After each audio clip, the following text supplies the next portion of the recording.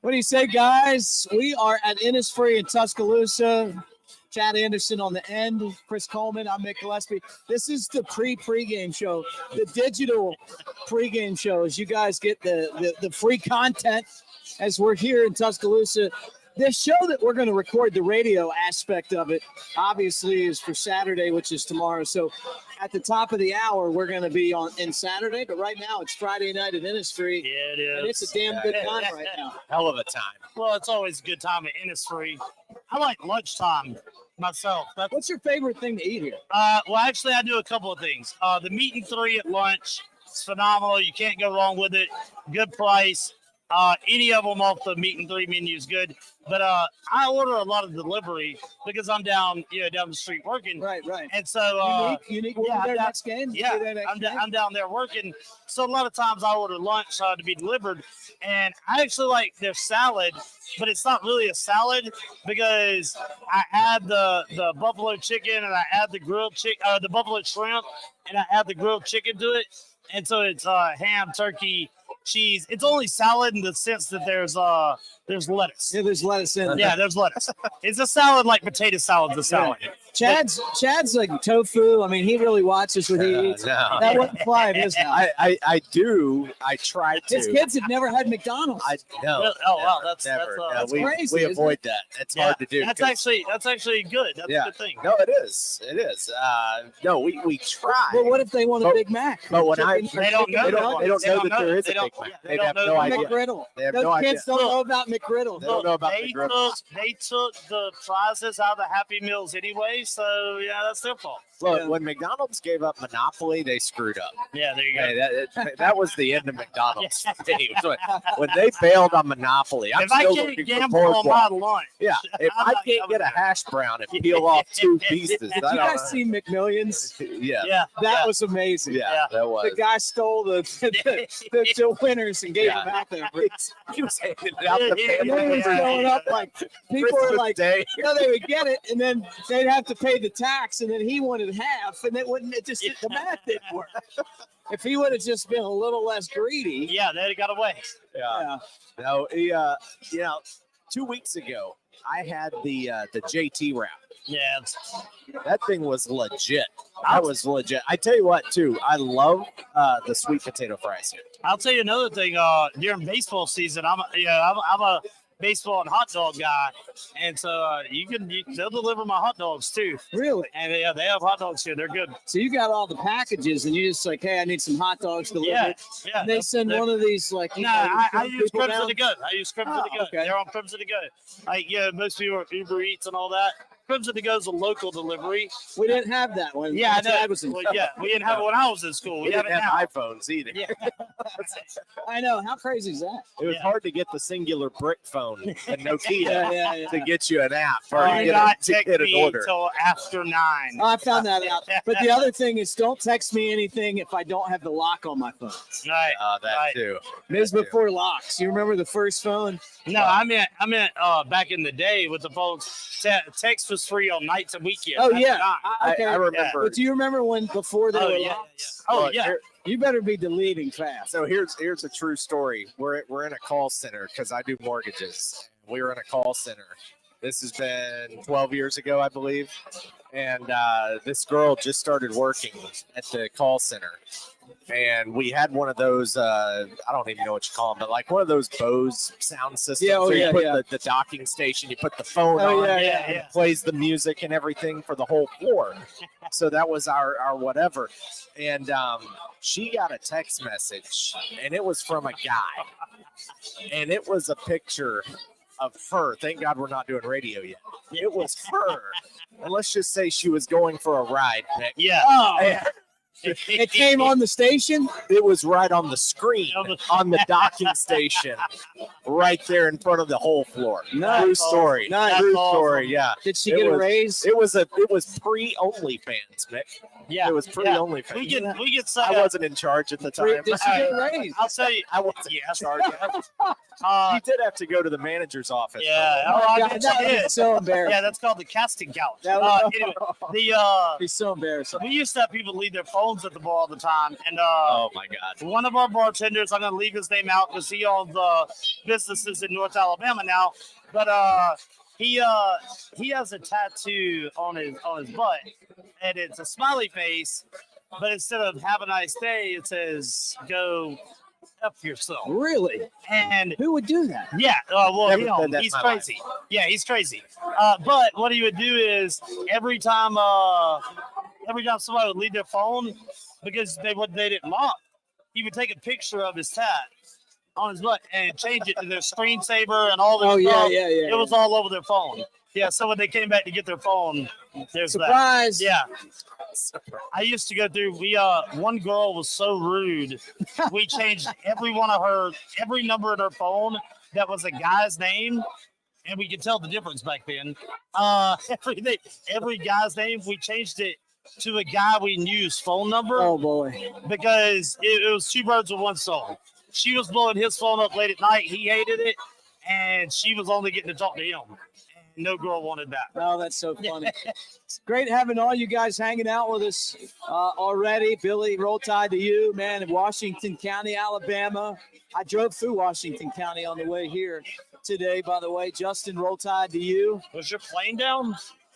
No, I drive. I figured you had a private plane. I should have one. I should have one. So the Yuengling. Willa Gray Allen, roll tide to you. LSU will get held down. Mike Coleman, roll tide to you too. Any relation to Mike Coleman? Not that I'm aware of, but who knows? Maybe. Each of my parents were one of 7. I have a lot of relatives. How excited are you about the football game? I mean, Extremely. Yeah, pretty good one, right? This is what you won in Tuscaloosa. this is it. Beats Like, last year's shitty schedule. Oh, yeah. That was a shit This schedule. schedule's last been year. It awesome. was for home games, yeah. Yeah, for right. home games, terrible. We It played was the NFL absolutely on the terrible. road Yeah. and played, terrible games at home. For the bar scene, it was absolutely atrocious. This year, though, it flipped. Everything's been great. But let's make no mistake about it. This is the coup de grace. This is LSU.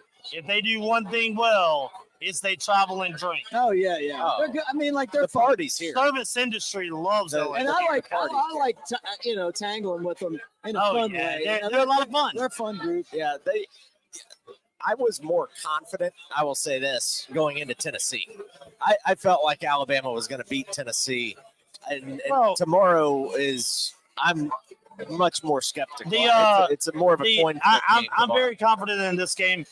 But statistically speaking, if you're breaking down that, what do they average? Like 47 points a game. We're averaging 30-something points a game. And when you start looking at numbers, then it can scare you.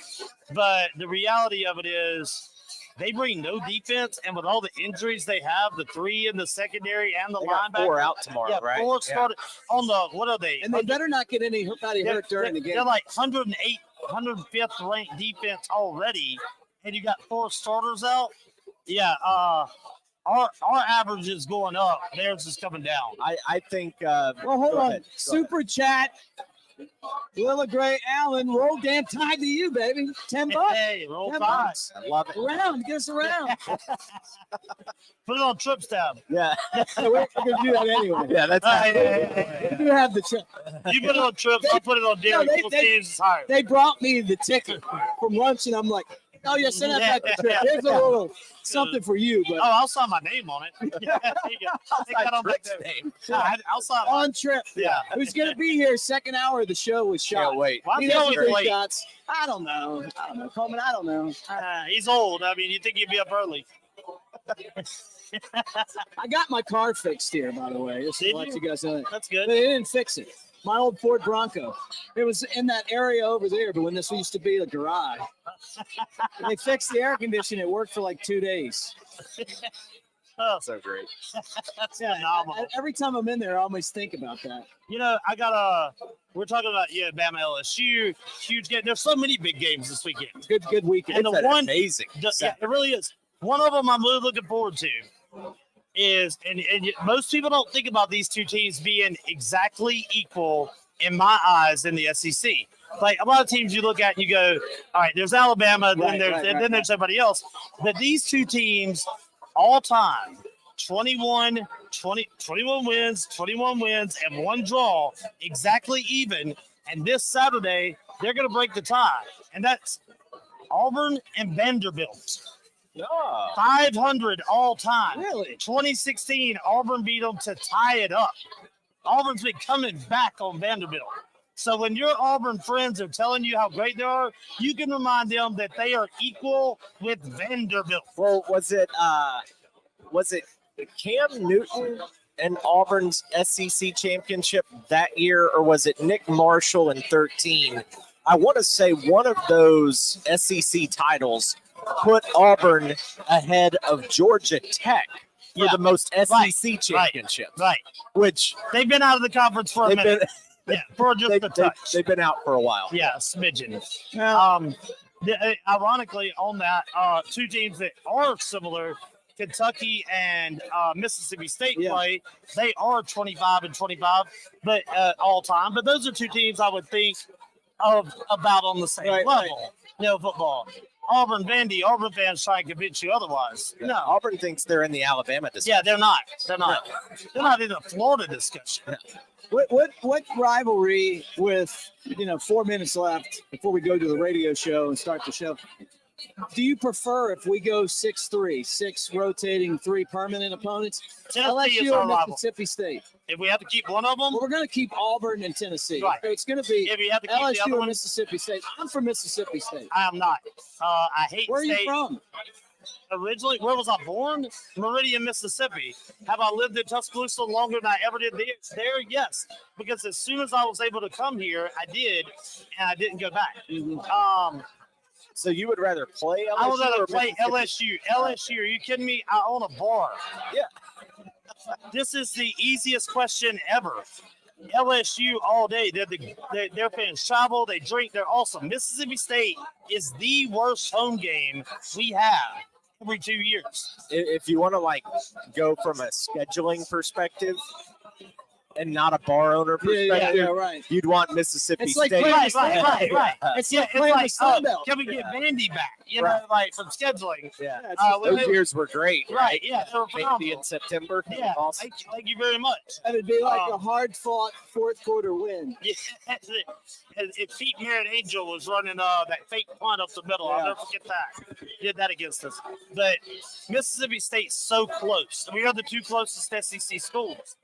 Their fans don't have to drive over till the afternoon of the game. They drive over, we kick their butt, and then they go home. Bar owner's perspective. A cab driver once told me they bring $20 another pair of underwear and don't change either one while they're here. There you go. Jersey Dolphins, roll tide, bro. Good to see you. Guys, in about 2 minutes, we're going to crank up the actual radio show, so we're going to transform ourselves to not Margaritaville, but Saturday across the state of Alabama on radio. And then we're going to stick around post game and do a little extra as well. So I like time travel. Yeah, it's what you got to do these days. Well, we definitely, they're back on the schedule next year, and then it's the year after that we don't know. You got to figure out, right? But Texas and Oklahoma are here next year too, right? No, just Oklahoma on the road. On the road. Yeah, that's in Norman. But I mean, they're in the conference. They're in the conference, yes. And then Bama also, though, I don't think enough people are talking about it. Bama goes to Wisconsin in September. I want to go to that. Oh, jump around, baby. Exactly. That's on the bucket list. It is. That's on the bucket list. I'd love to do that one. Great craft beer area. Some cheese curds. Yeah. Terrible football fans. I'm a Bears fan, by the way. So not really looking forward to the Packers around there, but I'm going to talk some smack. I can't really say much. We're terrible. Yeah. All right. Well, been terrible. Save your save all your comments because the radio show is just about to crank up. So we're going to roll the open and get things going here from Innisfree in Tuscaloosa. Roll Tide, everybody. Roll Tide.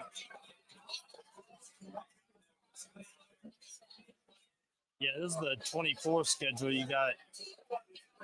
It's brutal.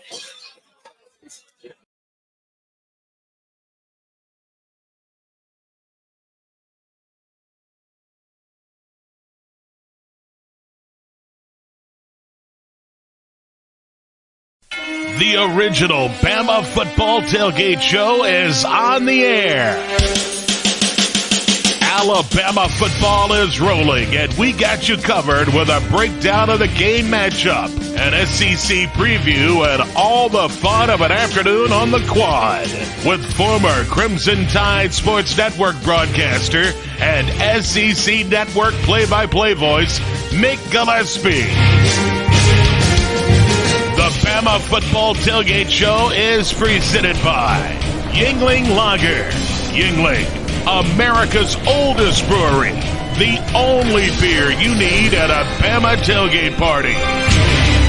Pearl River Resort Casino and Hotel in Choctaw, Mississippi. Let's play. Now featuring the sports book at the Timeout Lounge. Also brought to you by the Flora-Bama world-famous beach bar and lounge in Orange Beach, Alabama. Genesis of Tuscaloosa, luxury with a national championship service department. Sevierville, your Smokies start here. Visit Sevierville.com. Tuscaloosa Hyundai. Hyundai, the longer you look, the more there is to like.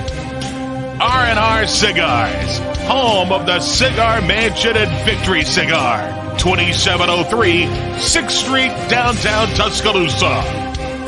Unique Bar on the Strip, home of the NFL, MLB, Premier League package. Catch all the games at Unique. Tuscaloosa Tourism and Sports. Not too small, not too big. Tuscaloosa is pronounced just right. Visit Tuscaloosa.com. Pond Royale, located at 1019 McFarland Boulevard in Northport. And NewLifeArt.com, publisher of Fine Art Editions by Daniel A. Moore. Use the code Bama Tailgate for a discount at NewLifeArt.com. Now your host of the Tailgate Show, Mick Gillispie.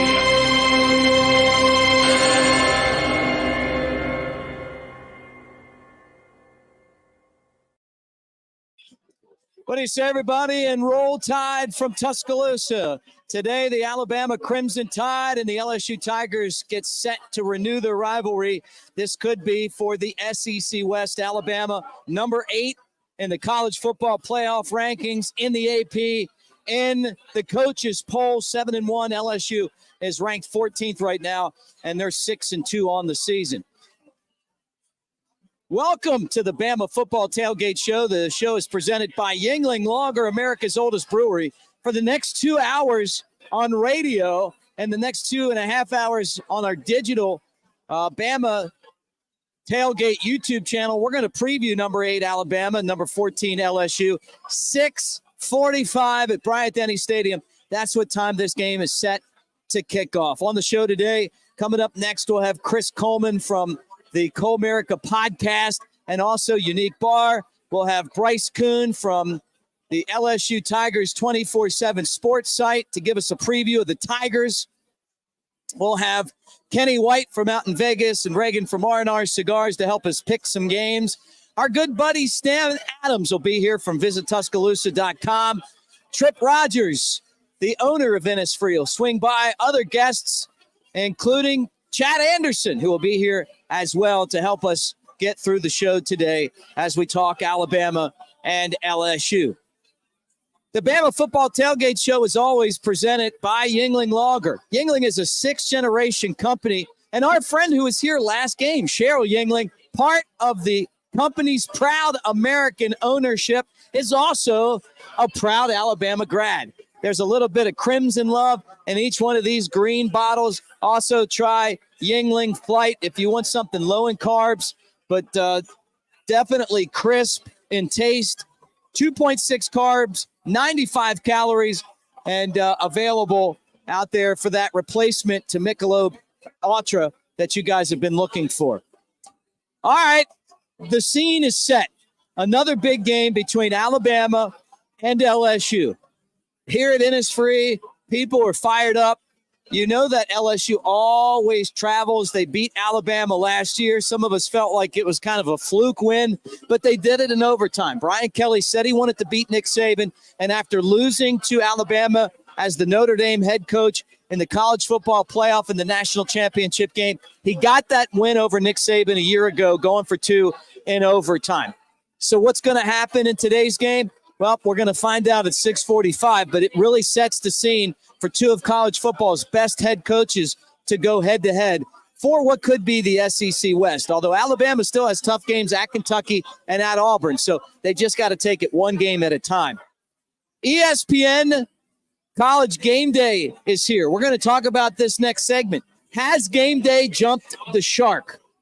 Used to be a big deal. Is it still a big deal? They're in town. We're going to talk about that. Jalen Milroe, back to 100%. I think he's going to run wild in this game. I think he's been playing a little bit nicked up, 2 weeks off, and he's been getting healthier and healthier. Watch what he does today. Is he going to run? I think that's going to happen. Also want to remind you guys that we're brought to you by New Life Art. Bama Tailgate at New Life Art is the discount code, and they're fantastic prints. They're everywhere in Tuscaloosa. Crimson Legacy is the new print. It's got all of the stuff that you love. You know, the old prints, footballs, all that stuff. Check it out at newlifeart.com. Use the discount code Bama Tailgate at checkout for a discount on the purchase that you make. And a lot of you guys have done that, and I really appreciate it because you're a big audience. You love Alabama. I've got a whole man cave of the Daniel Moore prints. Pimp out your man cave with Daniel Moore and newlifeart.com. The Bama Tailgate Show is brought to you by Pearl River Resort and Casino in Choctaw. Now's a great time to make your picks count at the Timeout Sports Lounge and Sportsbook. Chad Anderson, Chris Coleman, they're going to be back with us when we return. Off and running from Tuscaloosa, the original Bama Football Tailgate Show returns right after this. Flight by Yuengling is the next generation of light beer. For those who don't follow trends, but craft them. Flight by Yuengling is 12 ounces of uncompromised refreshment from America's oldest brewery. With only 2.6 grams of carbs and 95 calories, this is premium refreshment 6 generations in the making. Don't just raise a glass, raise the bar. Flight by Yuengling. Available wherever beer is sold. DG Yuengling & Son Incorporated. Pottsville, Pennsylvania. Please enjoy responsibly. Alabama's ultimate sports destination and a place for outdoor enthusiasts to thrive. It's a community rooted in history and one that's on the cusp of a burgeoning art scene too. Tuscaloosa is vibrant, it's charming, and it's familiar. Its people welcome you with open arms and warm hellos into a community that's tied together. Tuscaloosa is our home. Barry Buckner for Genesis of Tuscaloosa. You've heard it said, affordable luxury. But when it comes to affordable service, every new Genesis we sell comes with 3-year, 36,000-mile complimentary service. If you want to pay more, that's your business. If you want to save, that's our business. GenesisofTuscaloosa.com.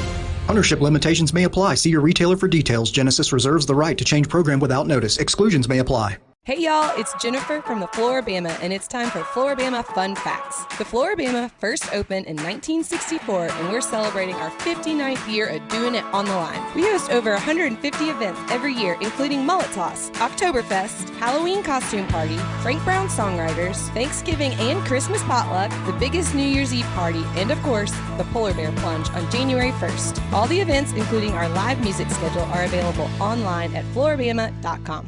Immerse yourself in the continuing dynasty of Alabama football with The Legacy Continues, a visually striking image from artist Daniel A. Moore. This sequel to Moore's 1992 sold-out painting, The Crimson Legacy, features iconic moments and memorabilia from the last 30 seasons of Tide football. Don't miss your opportunity to own this lasting tribute sure to be cherished by Bama fans for years to come. Pre-order The Legacy Continues now at danielmooreart.com. Yuengling, America's oldest brewery, has been making beer in America for 6 generations. And for nearly 200 years, we've been all about bringing the good times. By hand. by foot, by bike, by bikers, by fanny pack or jetpack, by whatever means necessary. With Yuengling Traditional Lager, good times taste even better. Yuengling, bring the goods. R&R Cigars invites you to the Cigar Mansion in downtown Tuscaloosa. The best cigar selection and bourbon in the Southeast awaits you. 2703 6th Street, downtown Tuscaloosa, near Home 2 Suites, or Northport, next to Winn-Dixie. TheCigarMansion.com.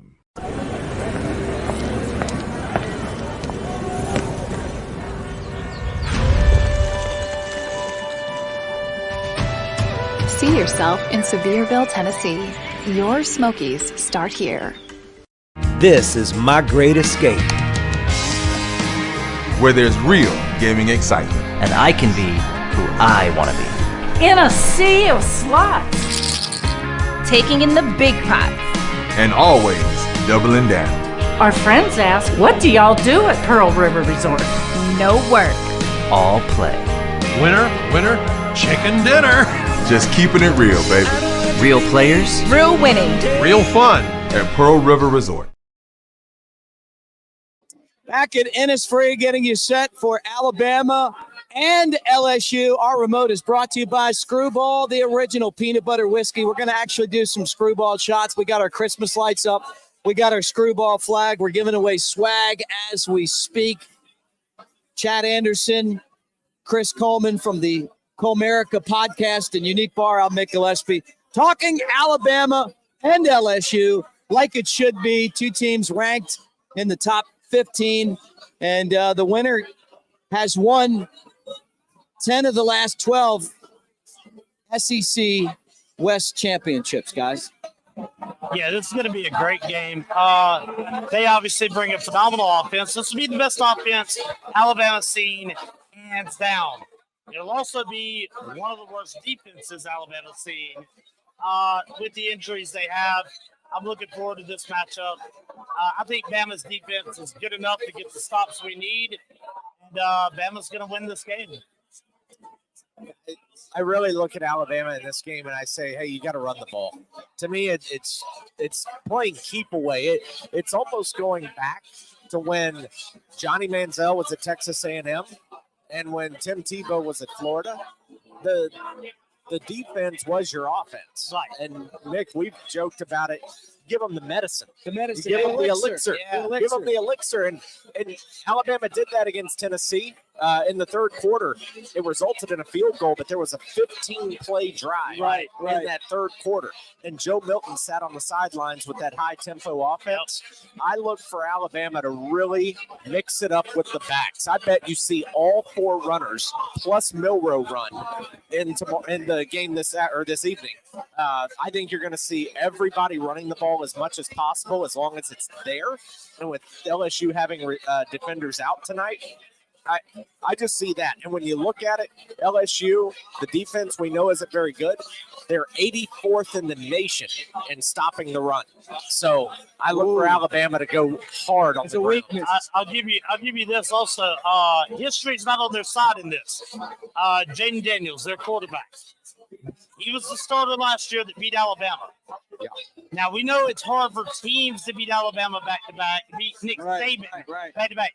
Do you know the last quarterback that beat Alabama, or that beat Nick Saban, not even Alabama, beat Nick Saban in back-to-back games? I'm going to guess it was Drew Brees. Drew Brees. Wow, okay. And he was at Purdue. He was the last one to beat Nick Saban in back-to-back starts. Daniel's not in that category. Was Chad Kelly 2015 for Ole Miss? Yeah, it was different guys.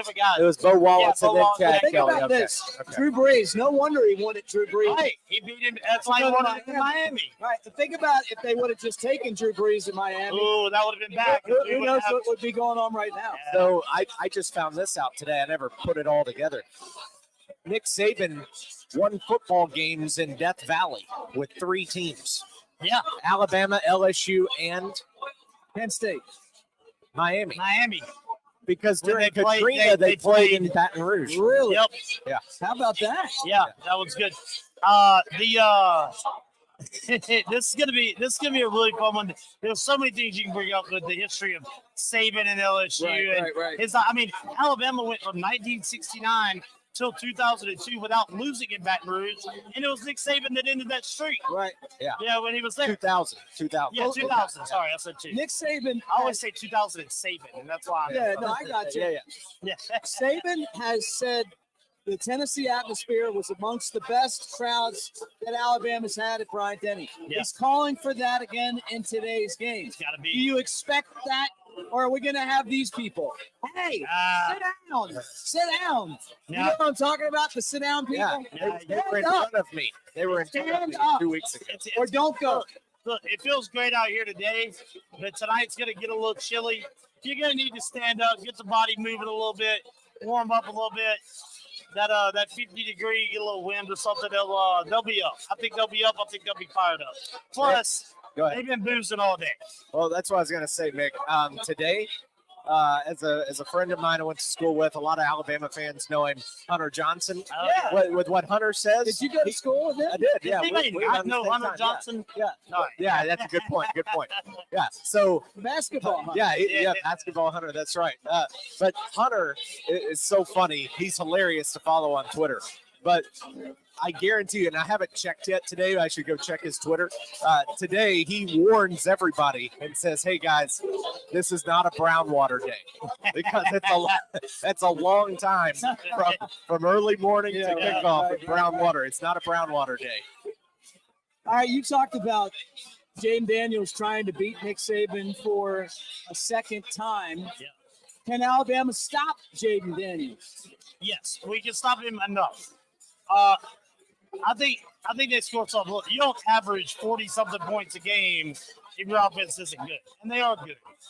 But they do have holes in it. They can be stopped. They're not immortal. That's why you saw Florida State completely lock them down in the second half. Right. You saw Ole Miss go, we're just going to have a shootout with you. And honestly, I thought Ole Miss scored too quick at the end of that game to give them the ball back, give LSU the chance. Yeah. But LSU shot themselves in the foot with those holding calls at the end. So you can beat them a couple of different ways. I think we're going to go to the Florida State route, and we'll get some stops. But I agree with you. Let the offense run in the ball, keep our first team defense out there because they're fresh. I think that's the best way to go. I don't think Alabama didn't stop Jaden Daniels last year. I actually think they stopped him. We did. He threw for only about 160 or 70 yards in the game. He scrambled for 95, but as Nick Saban said in his press conference this week, those weren't necessarily all designed runs. It was a busted coverage here or there. Right. The spy got lost. And so I actually think they did keep him under control to a certain degree last year. Until that one play in overtime. Yeah, until overtime. Yeah, and I think this year, bigger target, because last year it's who is this Jaden Daniels guy? He's a transfer from the Pac-12 at Arizona State. They don't take football serious. So I think a bigger target on him tonight in this game. But Daniels is also much improved from last year. He's only thrown 3 interceptions all year. Right. If Brian Kelly beats Alabama loses to LSU a second straight year, has the power in the West shifted? I'm going to say no. I'm going to say no because worst case scenario, the Corn Dogs get this one and they win this game. That's our first conference loss. So we're sitting in a 3-way tie where we're not out of it. We're not done. And with Nick here, I have the utmost faith. I don't think that changes the overall dynamic of the West. By the way, have you seen the tiebreaker? If LSU were to win, I haven't, and then Ole Miss wins out, which would require them beating Georgia.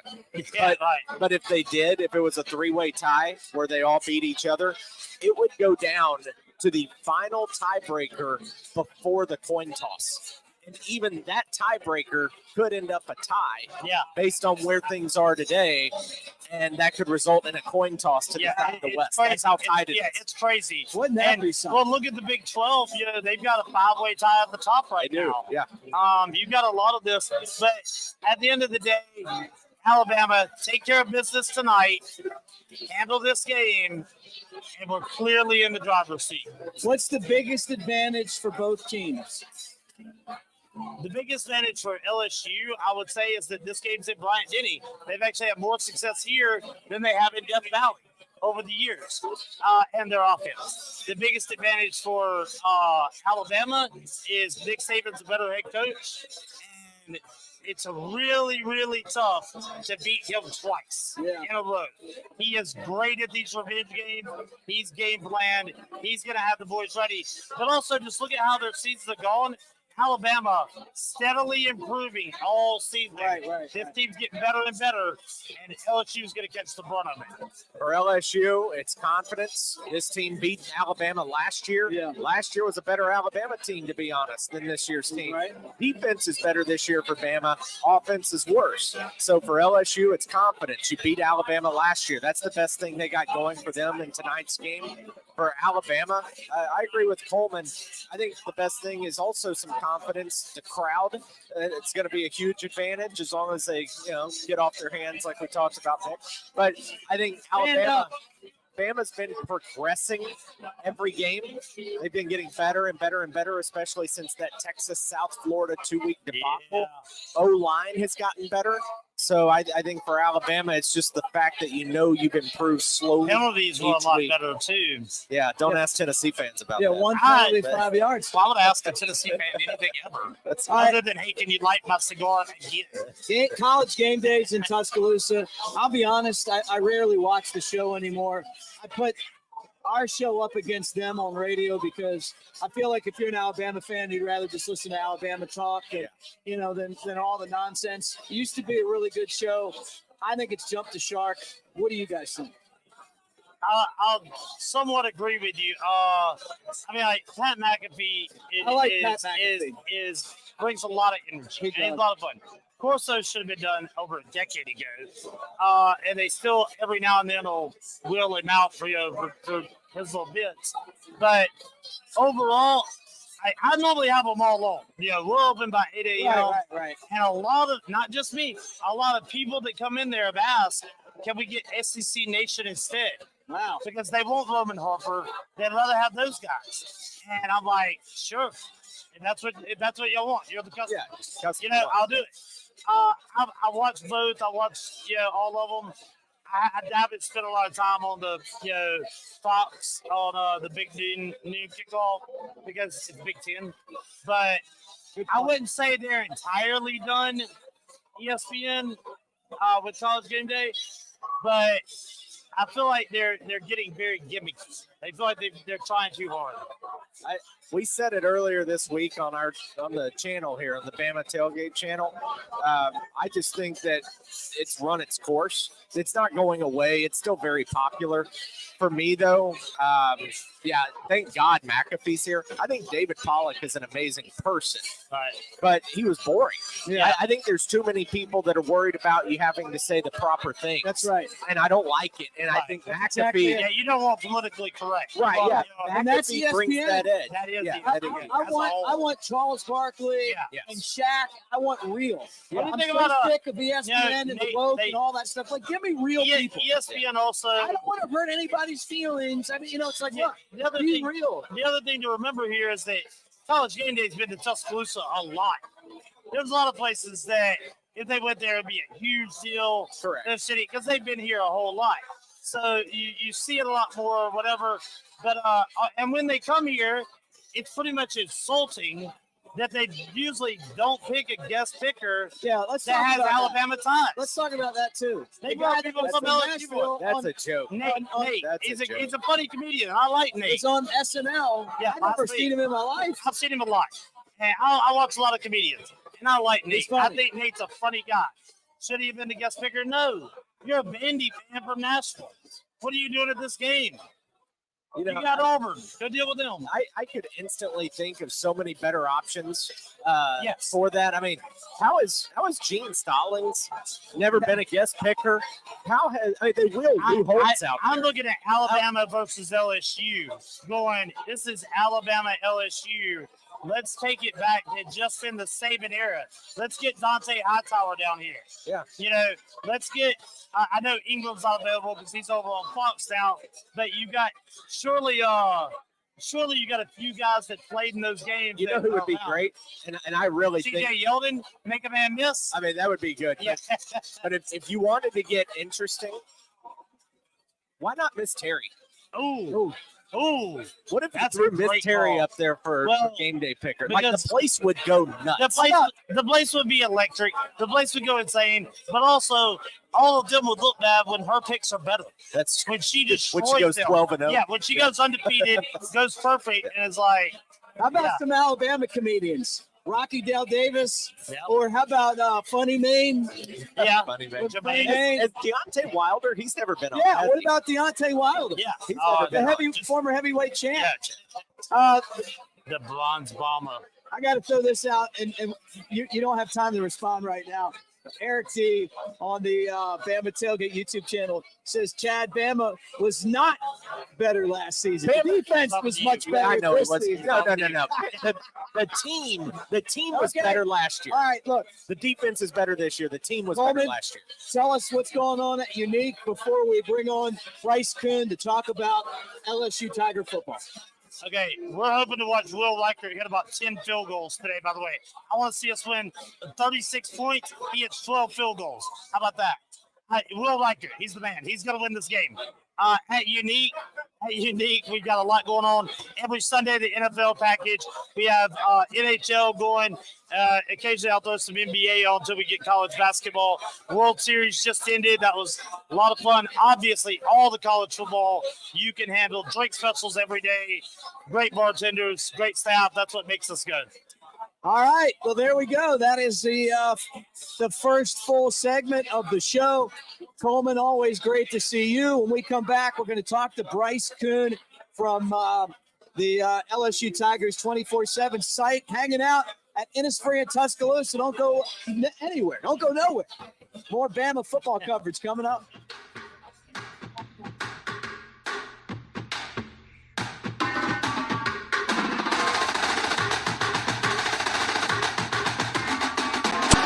Flight by Yuengling is the next generation of light beer.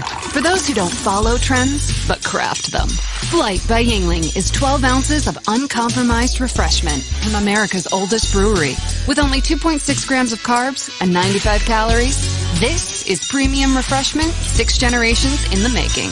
Don't just raise a glass, raise the bar. Flight by Yuengling.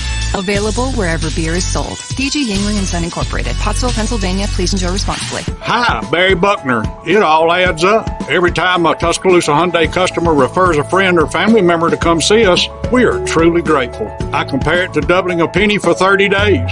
Believe it or not, by day 30, that one penny is over $5 million. Now that's adding up. I remind every Tuscaloosa Hyundai team member, it's only a satisfied customer who will give you a referral. That ultimate compliment earned by effort and excellence. And Tuscaloosa Hyundai has all the tools. A new vehicle lineup to meet any driving need. Premium pre-owned under 100,000 miles that we stand behind with our exclusive 1,000,000-mile warranty. Award-winning service, a company that values being named best of the best by our community. But above all, we are sincere in earning the trust that leads to a customer referral. And trust is priceless. If you want to pay more, that's your business. If you want to save, that's our business. Tuscaloosa Hyundai, corner of Skyland and Hargrove, TuscaloosaHyundai.com. Hey, this is Reagan, owner of R&R Cigars, the Cigar Mansion in downtown Tuscaloosa, located at 2703 6th Street across from the Home 2 Suites. Come down to R&R and see why we're the ultimate cigar and bourbon experience. With over 165 bourbons and 5 private barrels, our selection of bourbon is unmatched. We have the best cocktails around and our cigar selection is legendary. Our lounge and service are world-class. Come and experience the luxury of the mansion and see why it's a world-renowned cigar and spirits destination. Check out Pawn Royale at 1019 McFarland Boulevard in Northport. The summer season is almost over. Time to go to Pawn Royale and find some amazing deals. Right now, our lawn and gardening inventory must go. That includes mowers, trimmers, blowers, chainsaws, you name it. Pawn Royale has deals on everything. Many items at cost or less. If you're in the market, come make a deal. That's Pawn Royale, 1019 McFarland Boulevard in Northport. Barry Buckner for Genesis of Tuscaloosa. You've heard it said, affordable luxury. But when it comes to affordable service, every new Genesis we sell comes with 3-year, 36,000-mile complimentary service. If you want to pay more, that's your business. If you want to save, that's our business. GenesisofTuscaloosa.com. Ownership limitations may apply. See your retailer for details. Genesis reserves the right to change program without notice. Exclusions may apply. Unique on the Strip. It's the best place to watch sports. You're not even kidding. 11 TVs, NFL and MLB package, NHL, EPL, and so much more. If you want a game, they have it. Now they're doing weekly NFL Pick'em, winners every Sunday, and grand prizes on Super Bowl Sunday. And we haven't even mentioned the drink specials. Of course they have daily drink specials. You can see them on Instagram, Twitter, and Facebook at Unique T-Town every day. Unique on the Strip, the best place to watch sports in Tuscaloosa. This is My Great Escape, where there's real gaming excitement. And I can be who I want to be. In a sea of slots. Taking in the big pots. And always doubling down. Our friends ask, what do y'all do at Pearl River Resort? No work. All play. Winner, winner, chicken dinner. Just keeping it real, baby.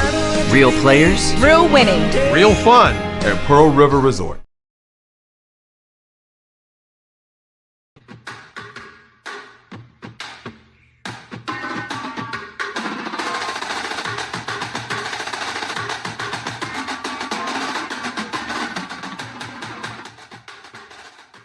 Welcome back to the original Bama Football Tailgate Show as we get you ready for Alabama and LSU. That kickoff is at 6:45, Bryant-Denny Stadium, and this is the game. It always is the game for the West. At least you would think that with LSU and Alabama matching up in Tuscaloosa. Let me remind you guys, it's that time of year right now where you're thinking about what am I going to do vacation-wise, and it's a great time to visit Sevierville and the Smoky Mountains. You know, we're in the middle of Harvest Festival right now, which means creative fall displays throughout Sevierville. You got the brilliant colors in the trees, and you can do 4 different self-guided fall tours that take you through the back roads and highlight historical points of interest and beautiful views.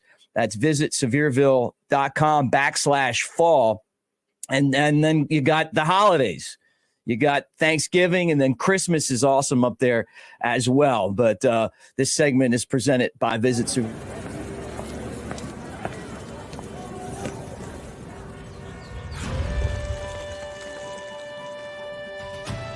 See yourself in Sevierville, Tennessee. Your Smokies start here. All right, Bryce Kuhn from 24/7 Sports covers the LSU Tigers, longtime friend, and we're going to talk about this matchup. Great to have you on the show. This has turned out to be a really big game for both of these teams. No surprise there, right? LSU wins, and even though they've lost twice, they still have the path to get back to Atlanta where they were last year, losing to Georgia. And for Alabama, they want to win this game and stay undefeated in the SEC and get a chance at Georgia, where they've had a lot of success in Atlanta. What's right now the look of this offense and defense for the Tigers? Yeah, I think it's, two opposite ends of the spectrum, honestly, Mick. I mean, you've got an offense that's number one in a lot of the good statistical categories.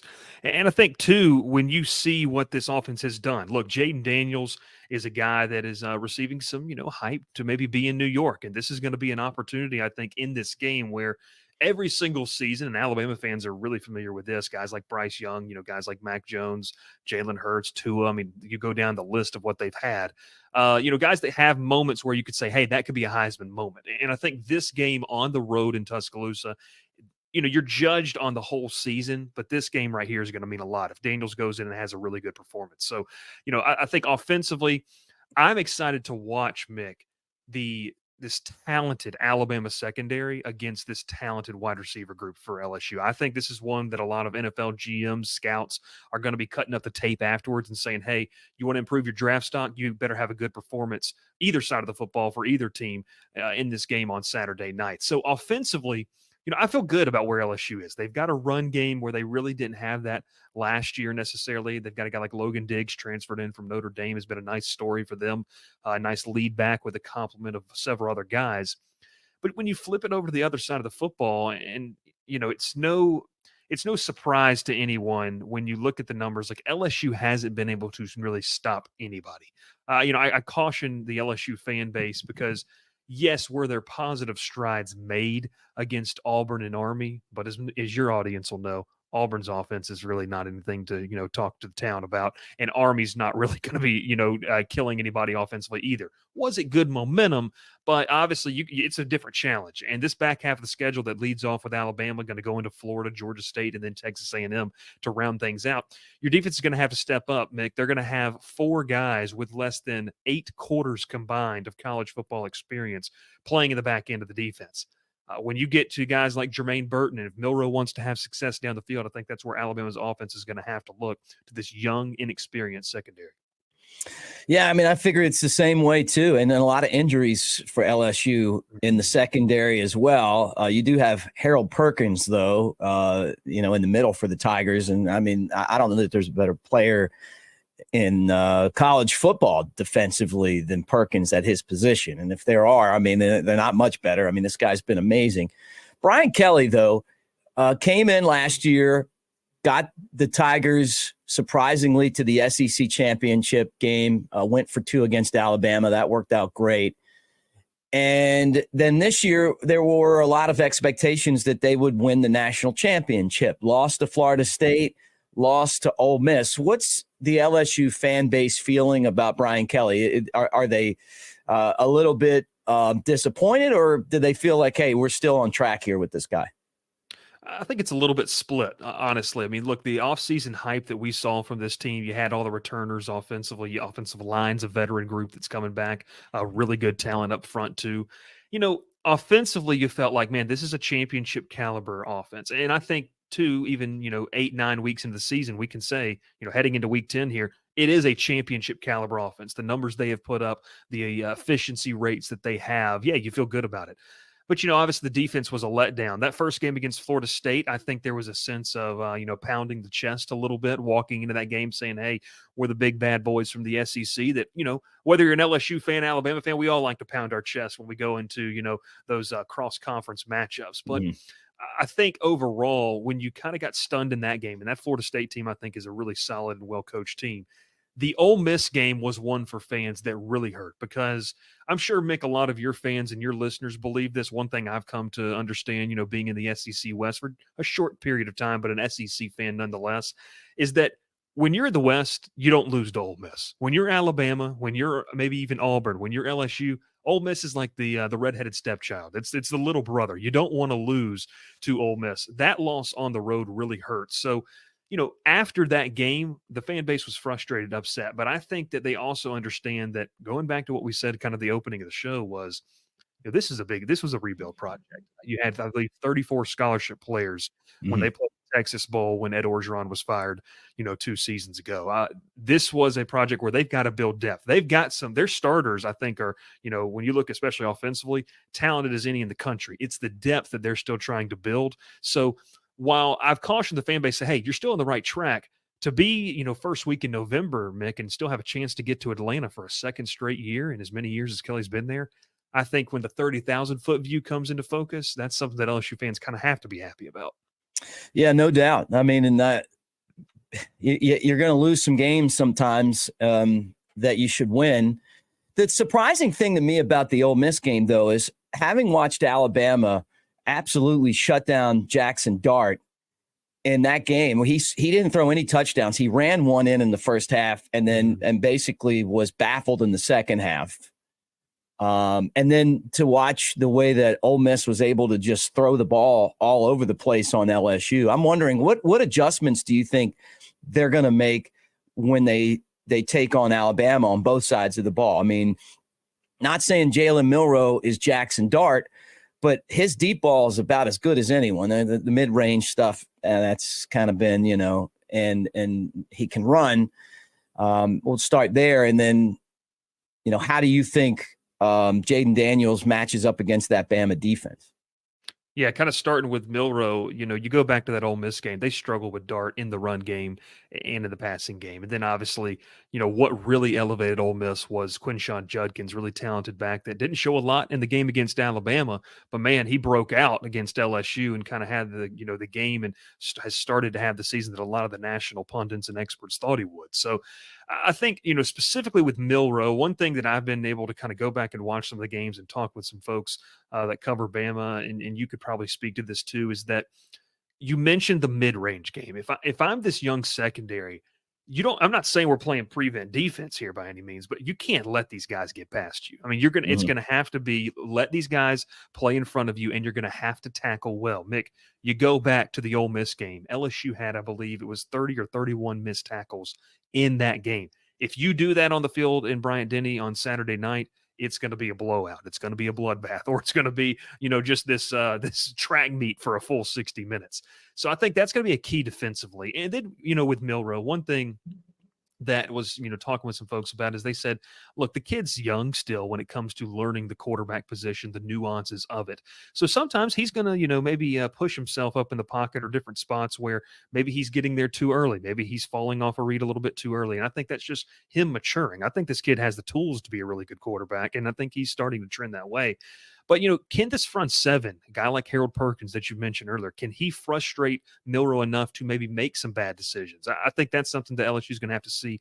Can they do that? So, defensively there, and when we flip it over, Jaden Daniels in this Alabama defense, I think it was Nick Saban said on Monday in his press conference, I believe, was, last year Daniels gave them fits with his legs, with his ability to really just extend the play. And one of the biggest things that I've seen the growth from Daniels in year 1 to year 2 in Baton Rouge has been the process, going through his processes, going through his reads, and being able to, because last year it was kind of one of those things, Mick, where this kid would stare down Malik Neighbors. If it wasn't there, he's taking off. And so now he started to get guys like Brian Thomas Jr. involved. So once again, like I said, this secondary for Alabama, you get to some of those guys like Kool-Aid, Terry and Arnold. I've been really, impressed with in his growth, in his third year in the program. You got guys on the back end that are, really, really solid. So I think it's going to be one of those games where can Daniels make enough of the right decisions to really put an Alabama defense on its heels. A lot of fans have said no one's holding us under 40, and this year. It's going to be a tall task, but I think that, when you look at what LSU's offense has, it's strength on strength. And this is going to be LSU's offense against Alabama's defense. It's going to be a matchup that I think is going to be worthy of the price of admission to watch. And if Daniels makes enough of the right decisions, it feels like a game where you say, okay, if your defense can just make enough stops, you might have a chance to win the football game. All right, great stuff. Bryce Kuhn, he's with LSU, the 24/7 sports version. So check him out there, and thank you for coming on the show. Let me remind you guys that the Bama Football Tailgate Show is presented by Tuscaloosa Hyundai, the Elantra, the Sinatra, or an SUV like the Kona or the Tucson or the Santa Fe. Tailgating doesn't get any better. Plus, no side stickers. That means that you don't have to waste your time there. And a lot of these vehicles are made right here in the state of Alabama. Tom Abraham from Huntsville coming up next. More of the original Bama Football Tailgate Show previewing LSU and Alabama, 6:45 at Bryant-Denny after this.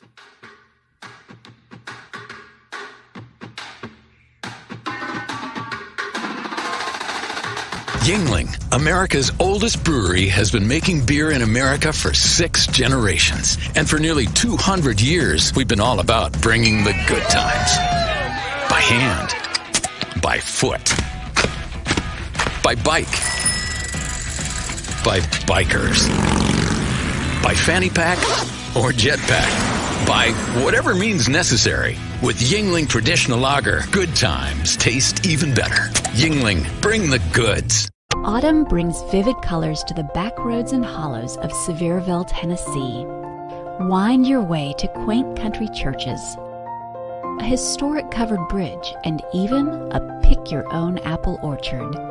This fall, the best views are yours on Sevierville's Rocky Flats Fall Driving Tour. Learn more and find additional fall drives to enjoy at visitsevierville.com/fall. Immerse yourself in the continuing dynasty of Alabama football with The Legacy Continues, a visually striking image from artist Daniel A. Moore. This sequel to Moore's 1992 sold-out painting, The Crimson Legacy, features iconic moments and memorabilia from the last 30 seasons of Tide football. Don't miss your opportunity to own this lasting tribute sure to be cherished by Bama fans for years to come. Pre-order The Legacy Continues now at danielmooreart.com. Hey y'all, it's Jennifer from the Floribama, and we're excited that football is back. The Floribama is proud to support Alabama football, and we invite you to join us at Floribama Old River Grill for a game day experience like no other. We have over 40 TVs and a brand new game day menu that includes endless wings, Santa Fe egg rolls, street corn nachos, and so much more. Bring your friends and join us for all the college and NFL games. Floribama's Old River Grill, open at 11 a.m. daily, right across the street from the world-famous Floribama. Barry Buckner for Genesis of Tuscaloosa. You've heard it said, affordable luxury. But when it comes to affordable service, every new Genesis we sell comes with 3-year, 36,000-mile complimentary service. If you want to pay more, that's your business. If you want to save, that's our business. GenesisofTuscaloosa.com. Ownership limitations may apply. See your retailer for details. Genesis reserves the right to change program without notice. Exclusions may apply. Do you consider yourself a black sheep, misfit, or screwball? If so, we've got the perfect drink for you. Skrewball Peanut Butter Whiskey. Skrewball combines two of America's favorite, peanut butter and whiskey. Enjoy it neat, on the rocks, or in your favorite cocktail. Skrewball, the original most awarded peanut butter whiskey, is now available near you. Go to SkrewballWhiskey.com for more information. Enjoy responsibly. Advertisement by Skrewball Spirits, LLC, San Diego, California. Whiskey with natural flavors. Tuscaloosa is Alabama's ultimate sports destination and a place for outdoor enthusiasts to thrive. It's a community rooted in history and one that's on the cusp of a burgeoning art scene, too.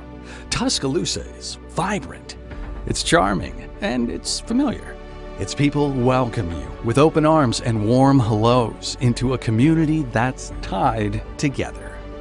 Tuscaloosa is our home. This is My Great Escape, where there's real gaming excitement. And I can be who I want to be. In a sea of slots. Taking in the big pot. And always doubling down. Our friends ask, what do y'all do at Pearl River Resort? No work. All play. Winner, winner, chicken dinner. Just keeping it real, baby. Real players. Real winning. Real fun. At Pearl River Resort.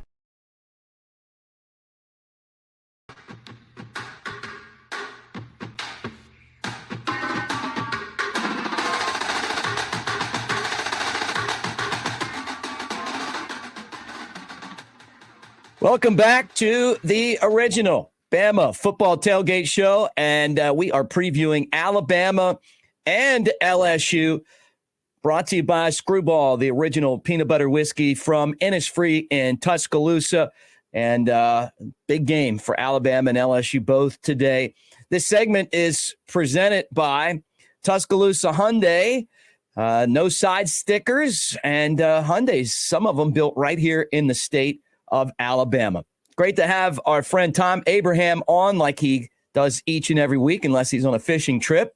97.7 ESPN The Zone in North Alabama.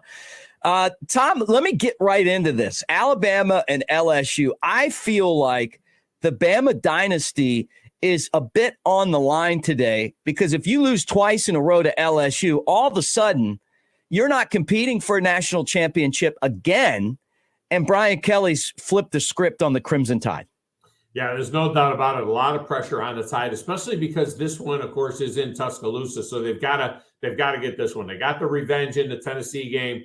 They now need to get the revenge in this game against LSU. And the key will be to play clean football. Remember the 15 penalties last year in Baton Rouge against Tennessee. They only had the one penalty. Seth McLaughlin with his weekly double clutch snap. It felt like we had to have that in there, I guess. But if they play clean football, don't turn the ball over, they're going to be fine. And also, we're approaching a time where we don't know how much longer this game is going to be an every year game. I would love it to continue to be an every year game, but depending on how the scheduling goes in the future for the SEC, this rivalry, which has become one of the great rivalries in college football over the last 20 years now, it used to be nothing, but this has become a great rivalry. And Mick, I don't know how much longer we're going to have it every year, so we need to savor it. And it's a huge game. And for Alabama, it's a playoff game. Every single week is a playoff game for Alabama. If you believe they have a path to the playoff, and I am one that does believe they have a path to the playoff, regardless of all these matrix that say 7% and everything else, it starts with this game tonight. Got to win this game tonight to keep that dream alive.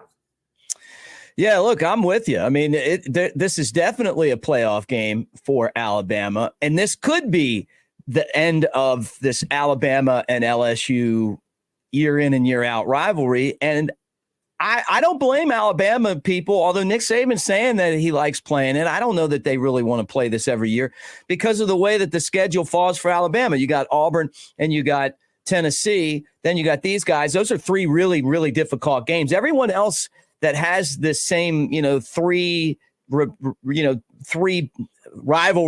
of the 9-game schedule has the one team on it that you're like, okay, you know what? That's probably going to be a win for them.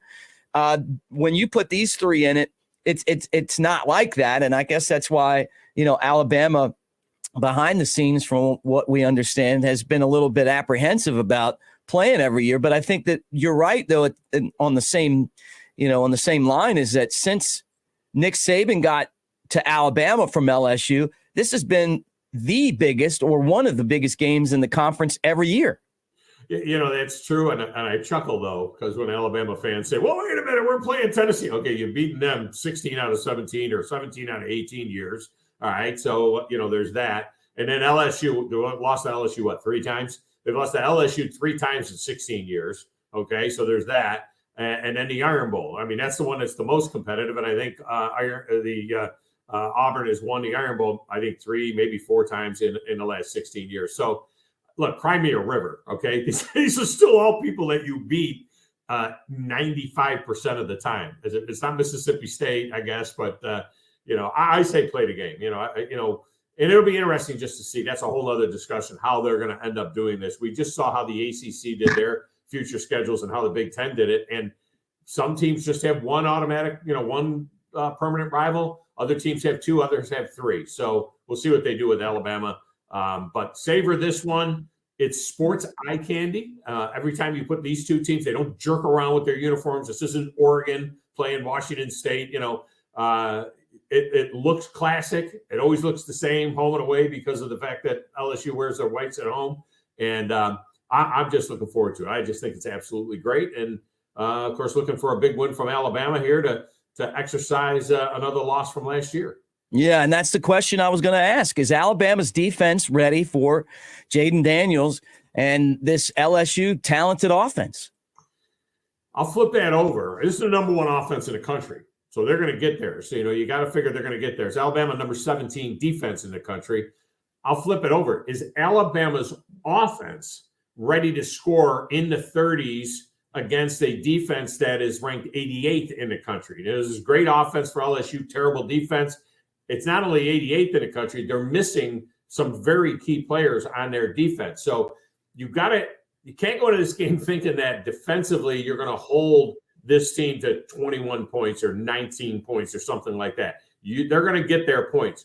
Can Alabama score 35, 38, 41 if it takes that to win the football game against LSU? And I'm not saying you just write it off and say you're going to give them 35 points, but you have to be prepared to the fact that this is the number 1 offense in the entire country that you're facing. And we got enough of a body of work now, 8 games into the season, that that means something to say that this is the best offense in the country. Yeah, look, I'm not disagreeing. That is the best offense in the country. All right, let's switch gears a little bit. I want your opinion on this next topic. Former Alabama wide receiver, won a championship in '92. Dabo Swinney is now the head coach at Clemson. And everyone has seen the video of Dabo addressing a caller. They're not having a great year at Clemson. They're 4-4. And, and he went off on this guy. And it was kind of an insulting, call. I mean, talking about, his money and all that stuff. Is Dabo Swinney going to be the next coach at Alabama? I just get this feeling like that he's looking towards that next job. Is he the next guy? Is he going to replace Saban one day? No chance. He took himself out of the running about 2 weeks ago. He said that the expectations were too high and that it was a problem and that maybe they needed to lose a couple of games. That was before they got to 4-4 and then they called from Tyler. And set up the second rant. At that point, I played that cut over and over again. Maybe we need to lose a couple of games. I'm like, yeah, no, you're not the next coach in Alabama. That doesn't fly. Okay. Can you imagine if Alabama, it's funny we talk about the demise of Nick Saban and the dynasty is over and everything else because they lost 2 last year and they've lost 1 this year. Look at Clemson. They got 4 losses. We don't. And by the way, the bigger thing is, remember, this is since he lost his 2 coordinators. He had those same 2 coordinators through all of that run, that 5 or 6 year run where they were going to win national championships and everything else. He loses his 2 coordinators. What this should point out is just how great Nick Saban has been, because look at all of the coordinators that Nick Saban has won with. Dabo loses 1 set of coordinators and his team goes into crapper.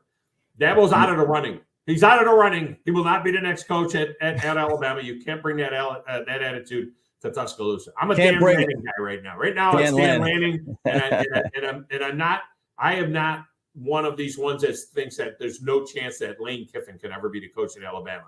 I'm not on that train right now. But I like what Dan Lanning has done out at Oregon, and I think that would be something that would make sense down the road.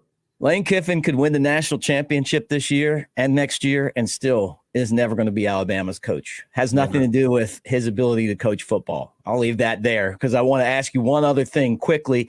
The line's only 3, and this is the lowest that this line's been in this football game for years. Is Vegas telling us that Alabama's slipping?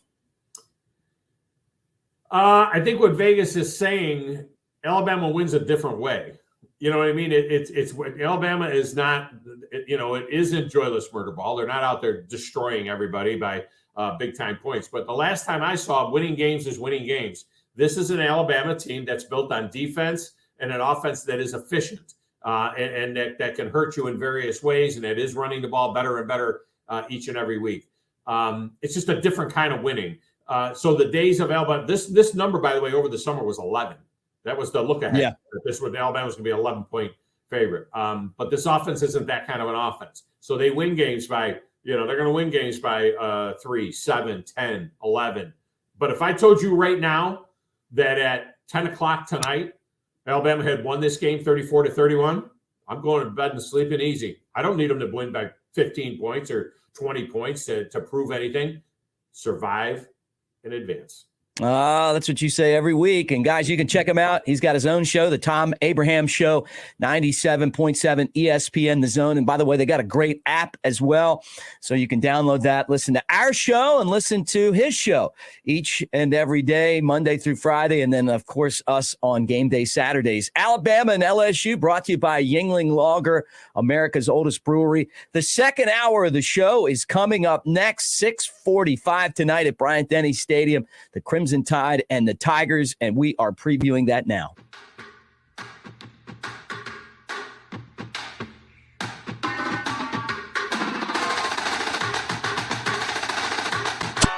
Flight by Yuengling is the next generation of light beer. For those who don't follow trends, but craft them. Flight by Yuengling is 12 ounces of uncompromised refreshment from America's oldest brewery. With only 2.6 grams of carbs and 95 calories, this is premium refreshment 6 generations in the making. Don't just raise a glass. Raise the bar. Flight by Yuengling.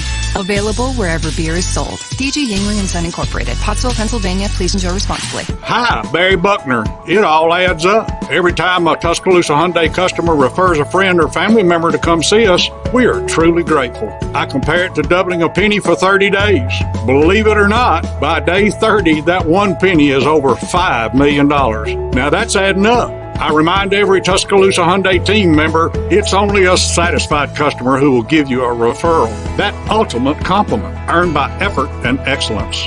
And Tuscaloosa Hyundai has all the tools. A new vehicle lineup to meet any driving need. Premium pre-owned under 100,000 miles that we stand behind with our exclusive million-mile warranty. Award-winning service, a company that values being named best of the best by our community. But above all, we are sincere in earning the trust that leads to a customer referral, and trust is priceless. If you want to pay more, that's your business. If you want to save, that's our business. Tuscaloosa Hyundai, corner of Skyland and Hargrove, TuscaloosaHyundai.com. Hey, this is Reagan, owner of R&R Cigars, the Cigar Mansion in downtown Tuscaloosa, located at 2703 6th Street across from the Home 2 Suites. Come down to R&R and see why we're the ultimate cigar and bourbon experience. With over 165 bourbons and 5 private barrels, our selection of bourbon is unmatched. We have the best cocktails around, and our cigar selection is legendary. Our lounge and service are world-class. Come and experience the luxury of the mansion and see why it's a world-renowned cigar and spirits destination. Check out Pawn Royale at 1019 McFarland Boulevard in Northport. The summer season is almost over. Time to go to Pawn Royale and find some amazing deals. Right now, our lawn and gardening inventory must go. That includes mowers, trimmers, blowers, chainsaws, you name it. Pawn Royale has deals on everything.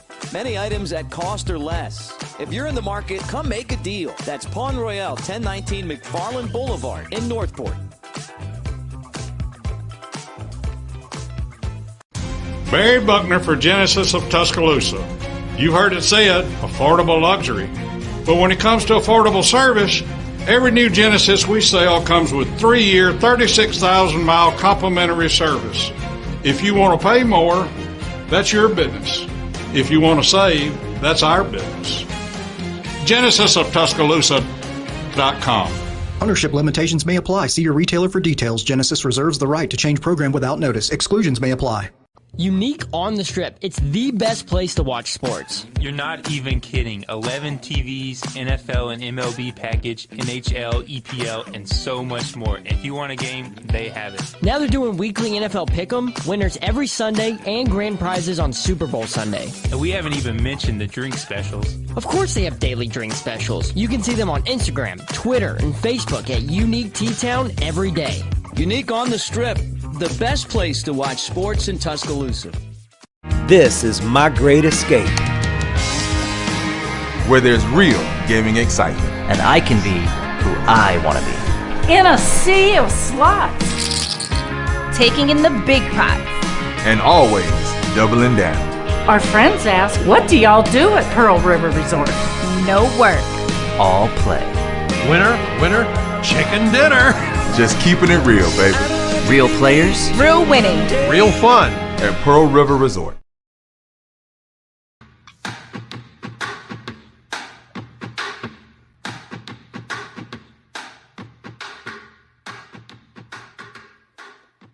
Welcome into the second hour of the original Bama Football Tailgate Show as we get you ready for Alabama and LSU. That is a 6:45 game, Bryant-Denny Stadium, maybe for the West. Our show is always presented by Yuengling Larger, America's oldest brewery.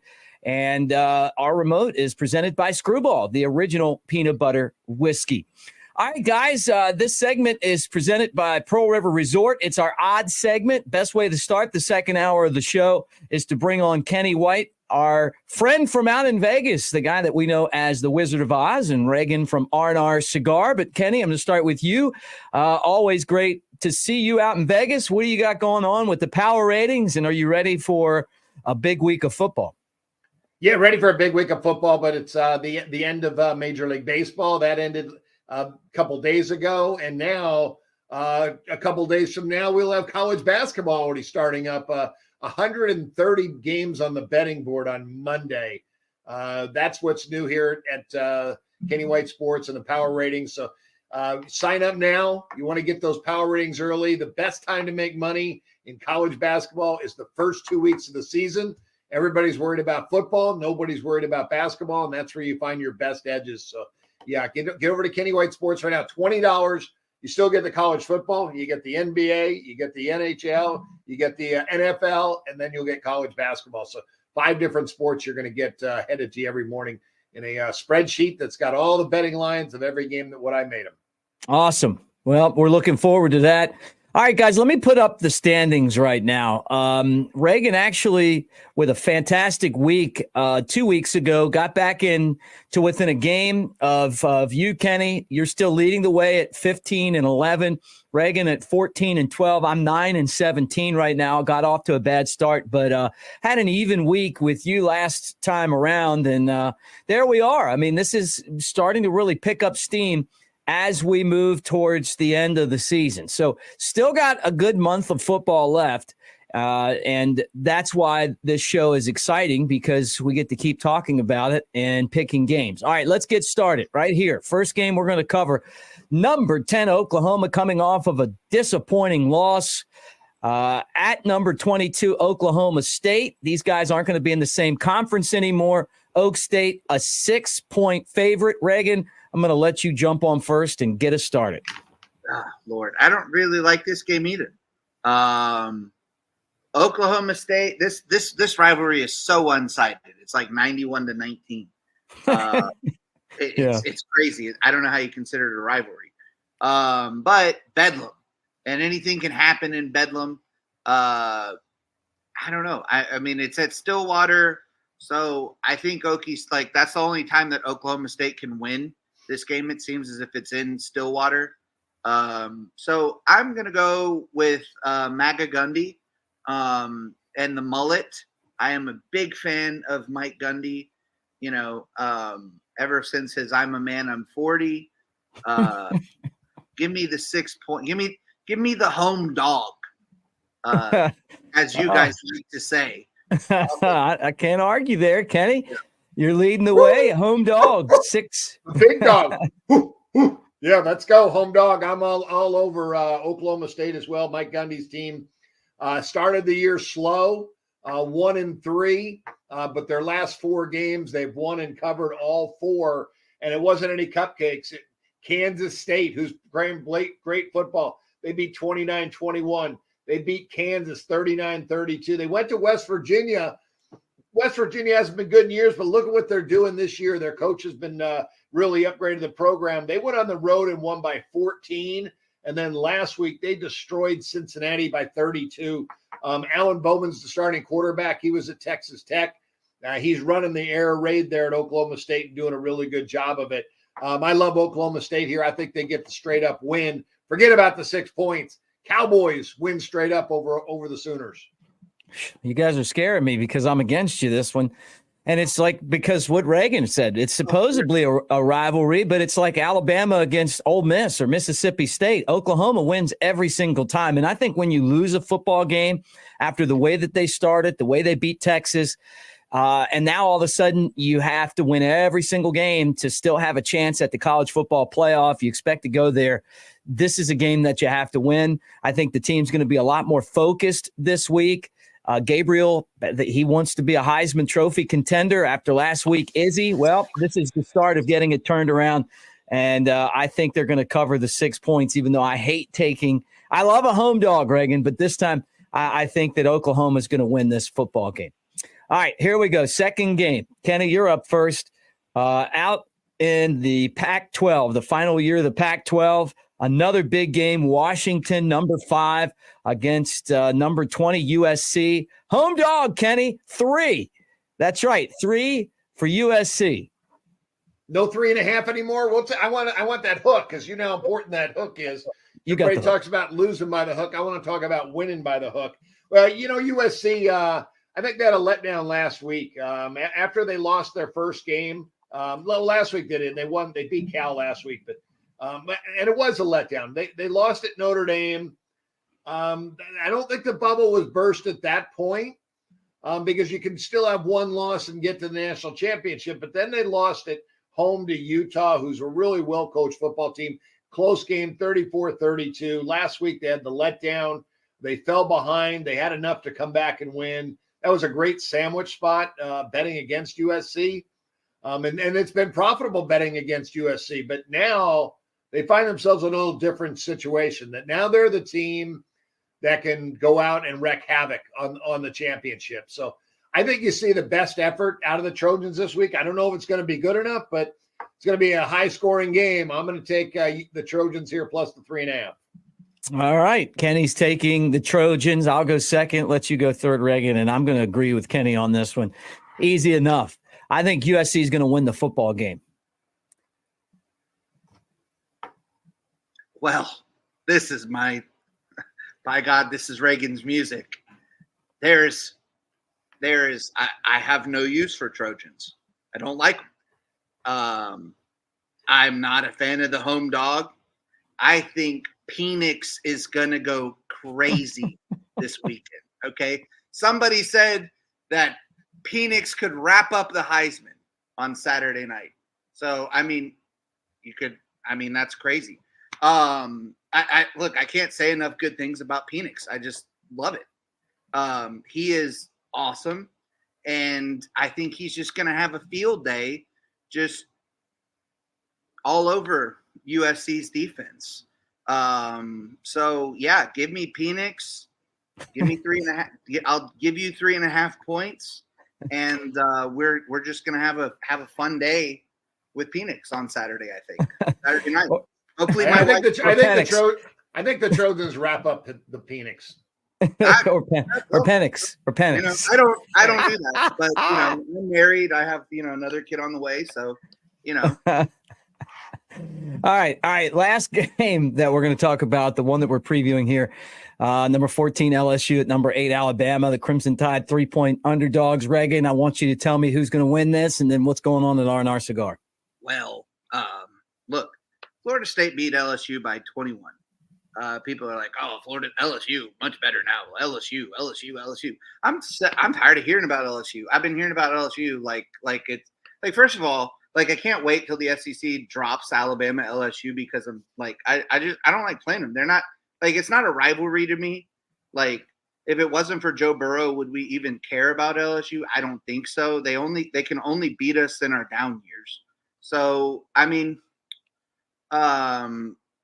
look, Florida State beat them with a healthy LSU. LSU's without their 2 cornerbacks and their best defensive lineman, Wingo, I guess. So look, I don't see much of a challenge this week. If we were out our starting 2 cornerbacks, I would feel really worried about a game, but somehow we're supposed to not be worried about a team, or somehow we're supposed to be worried about a team without its 2 cornerbacks with our wide receivers. So, I don't understand Alabama fan logic a lot.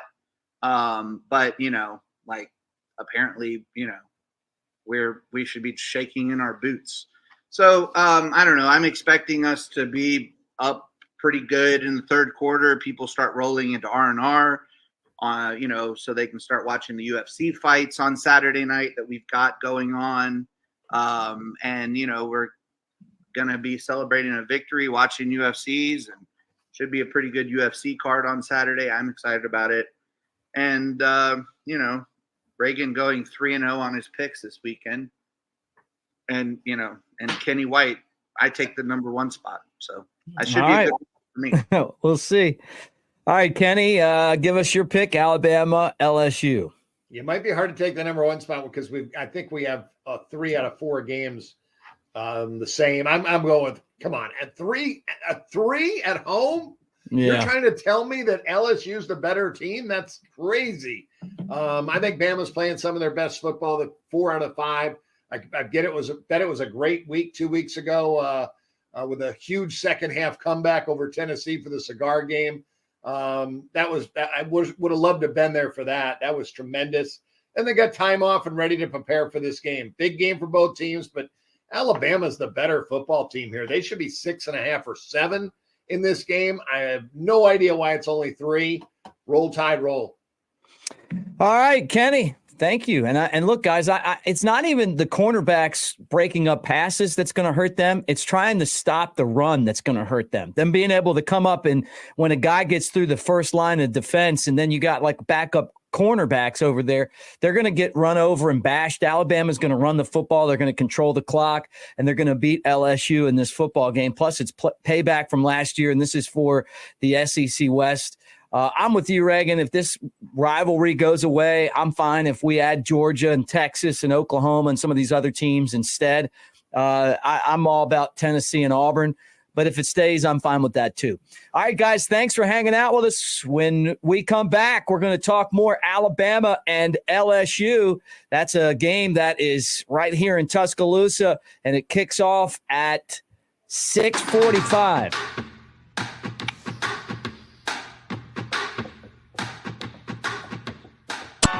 Flight by Yuengling is the next generation of light beer.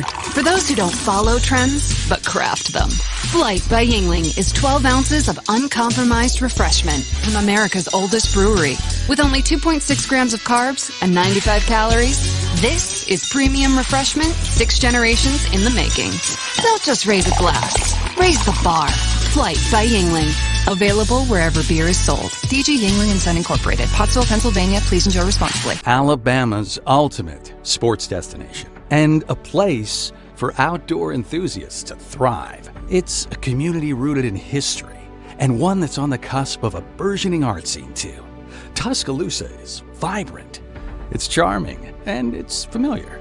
Its people welcome you with open arms and warm hellos into a community that's tied together. Tuscaloosa is our home. Barry Buckner for Genesis of Tuscaloosa. You've heard it said, affordable luxury. But when it comes to affordable service, every new Genesis we sell comes with 3-year, 36,000-mile complimentary service. If you want to pay more, that's your business. If you want to save, that's our business. GenesisofTuscaloosa.com. Ownership limitations may apply. See your retailer for details. Genesis reserves the right to change program without notice. Exclusions may apply. Hey y'all, it's Jennifer from the Bama, and it's time for Bama Fun Facts. The Bama first opened in 1964, and we're celebrating our 59th year of doing it on the line. We host over 150 events every year, including Mullet Toss, Oktoberfest, Halloween Costume Party, Frank Brown Songwriters, Thanksgiving and Christmas Potluck, the biggest New Year's Eve party, and of course, the Polar Bear Plunge on January 1st. All the events, including our live music schedule, are available online at FloorBama.com. Immerse yourself in the continuing dynasty of Alabama football with The Legacy Continues, a visually striking image from artist Daniel A. Moore. This sequel to Moore's 1992 sold-out painting, The Crimson Legacy, features iconic moments and memorabilia from the last 30 seasons of Tide football. Don't miss your opportunity to own this lasting tribute sure to be cherished by Bama fans for years to come. Pre-order The Legacy Continues now at DanielMooreArt.com. Yuengling, America's oldest brewery, has been making beer in America for 6 generations. And for nearly 200 years, we've been all about bringing the good times. By hand, by foot, by bike, by bikers, by fanny pack or jetpack, by whatever means necessary. With Yuengling Traditional Lager, good times taste even better. Yuengling, bring the goods. R&R Cigars invites you to the Cigar Mansion in downtown Tuscaloosa. The best cigar selection and bourbon in the Southeast awaits you. 2703 6th Street, downtown Tuscaloosa, near Home 2 Suites, or Northport, next to Winn-Dixie. TheCigarMansion.com.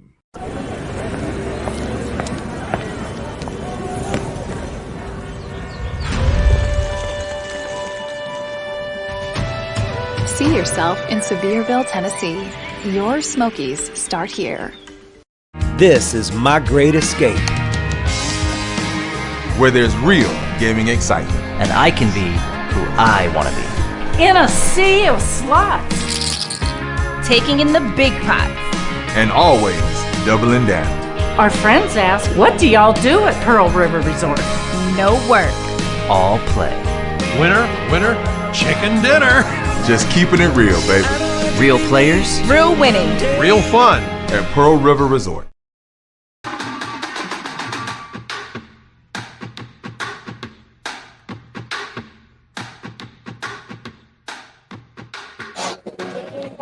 Rocking here at Innisfree in Tuscaloosa, getting you ready for Alabama, the Crimson Tide against the Tigers of Baton Rouge, the Fighting LSU Tigers, 6:45 at Bryant-Denny Stadium as we preview the ball game with Chad Anderson.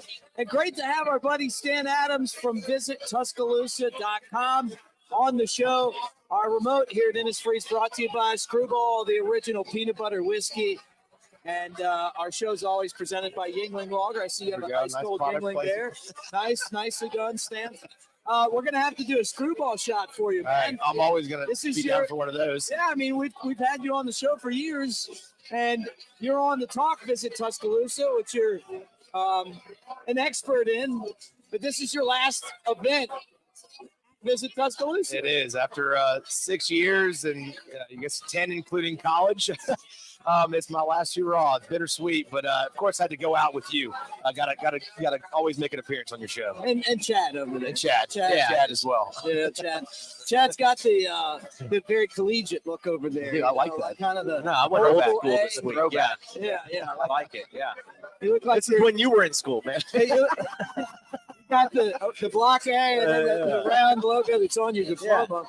Yeah. You designed that one, didn't you? I did. Back in 1831, when I got my first degree. Tuscaloosa. Chad, you love Tuscaloosa. I love Tuscaloosa. But first off, welcome back to Innisfree. You going to miss this place? Oh, man, for sure. You always going to miss Innisfree. But come back for football games for sure. I won't be gone forever. Got season tickets, so I won't be missing the Tide anytime soon. So definitely in the fall, I'll be back and definitely always coming back to Innisfree. Chad doesn't drink, so, he's our designated driver. I drank enough in the 20s for the rest of my decade. Yeah. Got it out your system. Yeah, I did. Yeah. OG cat. Yeah, I wasted all mine early. Yeah. I'm not going to argue there. I've been there for that. All right. Biggest fear and most confident about today's football game? Oh, wow. I think biggest fear to me really is just not, kind of stalling out. Not going 3 and out, not continuously, not getting those slow starts. I think we were talking about earlier is if we could ever put 4 quarters together, I think we'd beat anybody in the country. And I think we're about due for that. So he said biggest fear. And what was the other question? And then most confident about?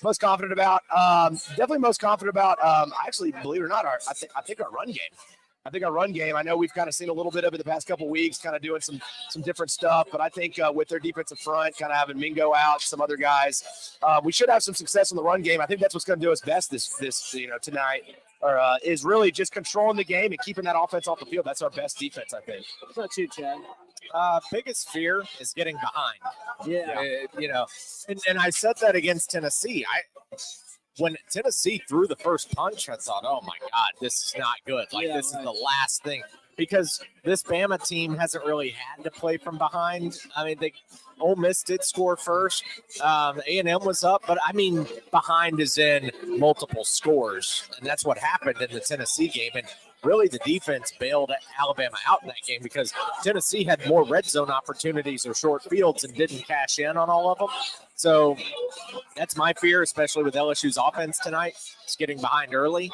The biggest, maybe, I don't know if confidence is the word, but just knowing it's there, just like you said, is Bama has not played 60 minutes yet.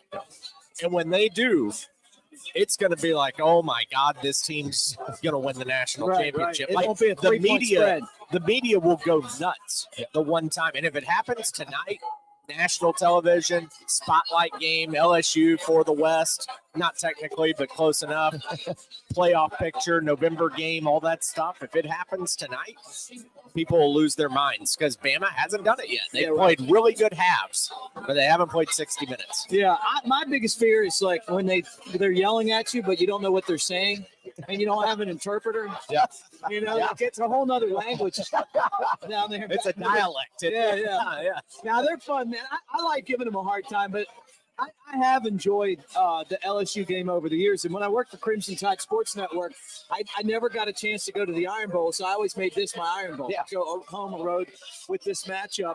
And it's been for the West. And a lot of times the SEC champion and the national champion has been the winner of this football game. Last year, LSU won this game, and then they got embarrassed in the SEC championship game by Georgia. Alabama would have beaten Georgia last year. I guarantee it. Healthy Bama team would have been a lot different for sure. Right. But also, the game plan that Bill O'Brien rolled out was so bad last year. No creativity. Nope. And it just felt like they just thought that, it's just constantly watching that game last year. It felt like he just didn't want to be here. Handcuffed. I mean, I think you can see what he's doing with the Patriots. It's kind of taking that creativity over with Mac, unfortunately. But no, I agree. I think that was frustrating last year. I think, especially going down that first drive of that game of the game and throwing that pick down there. I think that's going to be key to the game too. Is really controlling those turnovers. I mean, I think the defense has done a better job than last year's defense in getting those turnovers. I think you saw against A&M, as soon as Miller threw that pick, Caleb Downs got it right back. Yeah, right. So we need to capitalize if they do make any. Much better defense. Exactly, much better defense. They get turnovers. More aggressive. Yeah, more sure. aggressive. LSU, Alabama memories. Oh, wow. A lot of those. I think for me, my first experience in Baton Rouge was Saban's first game back in 2008.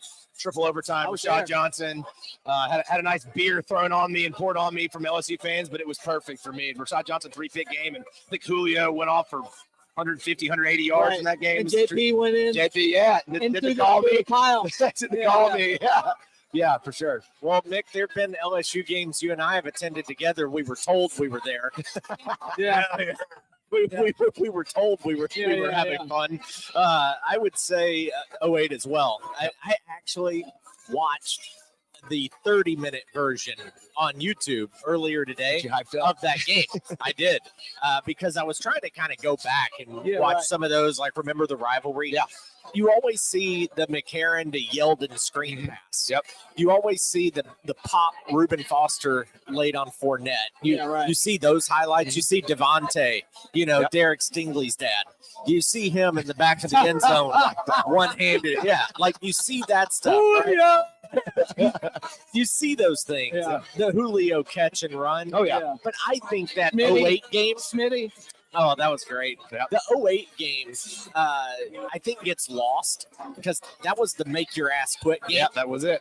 And Saban's first and everything. Like that one to me, there was so much that went into it. Because Texas lost the week before to Texas Tech, which made Bama number one. Yep. You're undefeated. Saban's first game back there. It goes to overtime. 3 picks by Rashad. Loud. You're right. With the missed field goal. Oh, yeah. Loud when they blocked it. I mean, when they blocked it, my heart sank. I was in that end zone. It was so loud. It was so loud. And, yeah, it was shaking. But the best part about that game, and I can only describe on radio, but the YouTube fans here can see it, celebrating with my dad in the end zone. Oh, yeah. Okay? Going nuts. I mean, drinks flying, everybody screaming, going bananas, right? Yeah. And then we kind of look around, and like this thing comes flying over us. It doesn't hit us, but it flies over us. It's an actual glass bottle of Jack Daniels. Sounds about right. Okay, it lands 2 rows in front of us. It Yeah. doesn't break, but it hits somebody in the back. Like, luckily not the head. I turn around and look where it comes from in the upper deck. There's this, I swear to God, she was 80. leaning over the first row, like looking out amongst the Alabama fans in the corner and just going double barrel. Oh, yeah. And you couldn't understand a word she was saying. Yeah.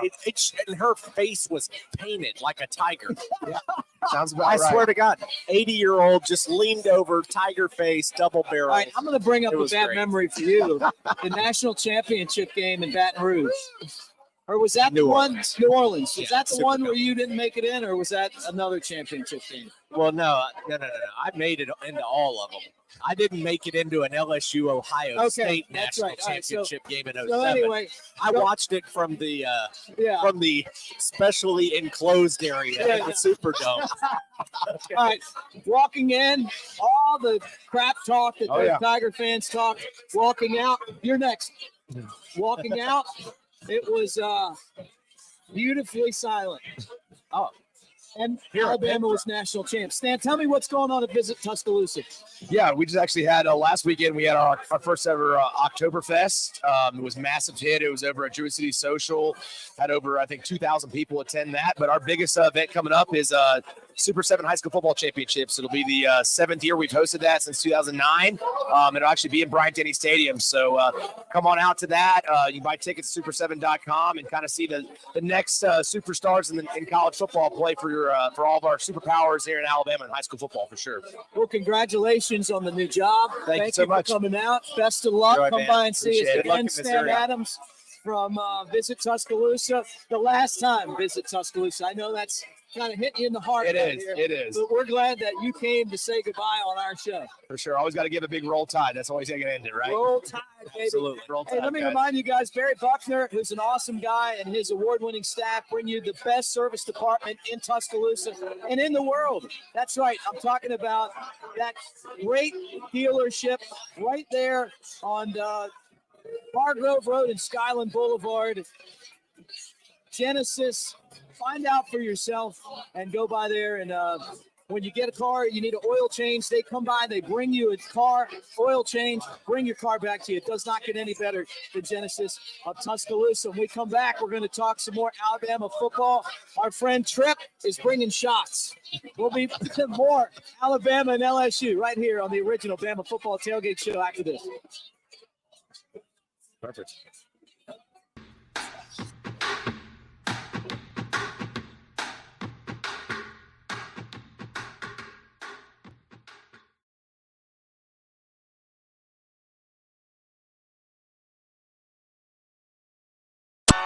Flight by Yuengling is the next generation of light beer. For those who don't follow trends, but craft them. Flight by Yuengling is 12 ounces of uncompromised refreshment from America's oldest brewery. With only 2.6 grams of carbs and 95 calories, this is premium refreshment 6 generations in the making. Don't just raise a glass, raise the bar. Flight by Yuengling. Available wherever beer is sold. DG Yuengling and Son Incorporated. Pottsville, Pennsylvania. Please enjoy responsibly. Hi, Barry Buckner. It all adds up. Every time a Tuscaloosa Hyundai customer refers a friend or family member to come see us, we are truly grateful. I compare it to doubling a penny for 30 days. Believe it or not, by day 30, that one penny is over $5 million. Now that's adding up. I remind every Tuscaloosa Hyundai team member, it's only a satisfied customer who will give you a referral. That ultimate compliment earned by effort and excellence. And Tuscaloosa Hyundai has all the tools. A new vehicle lineup to meet any driving need. Premium pre-owned under 100,000 miles that we stand behind with our exclusive 1,000,000-mile warranty. Award-winning service, a company that values being named best of the best by our community. But above all, we are sincere in earning the trust that leads to a customer referral. And trust is priceless. If you want to pay more, that's your business. If you want to save, that's our business. Tuscaloosa Hyundai, corner of Skyland and Hargrove, TuscaloosaHyundai.com. Hey, this is Reagan, owner of R&R Cigars, the Cigar Mansion in downtown Tuscaloosa, located at 2703 6th Street across from the Home 2 Suites. Come down to R&R and see why we're the ultimate cigar and bourbon experience. With over 165 bourbons and 5 private barrels, our selection of bourbon is unmatched. We have the best cocktails around and our cigar selection is legendary. Our lounge and service are world class. Come and experience the luxury of the mansion and see why it's a world-renowned cigar and spirits destination. Check out Pawn Royale at 1019 McFarland Boulevard in Northport. The summer season is almost over. Time to go to Pawn Royale and find some amazing deals. Right now, our lawn and gardening inventory must go. That includes mowers, trimmers, blowers, chainsaws, you name it. Pawn Royale has deals on everything. Many items at cost or less. If you're in the market, come make a deal. That's Pawn Royale, 1019 McFarland Boulevard in Northport. Barry Buckner for Genesis of Tuscaloosa. You heard it said, affordable luxury. But when it comes to affordable service, every new Genesis we sell comes with 3-year, 36,000-mile complimentary service. If you want to pay more, that's your business. If you want to save, that's our business. GenesisofTuscaloosa.com.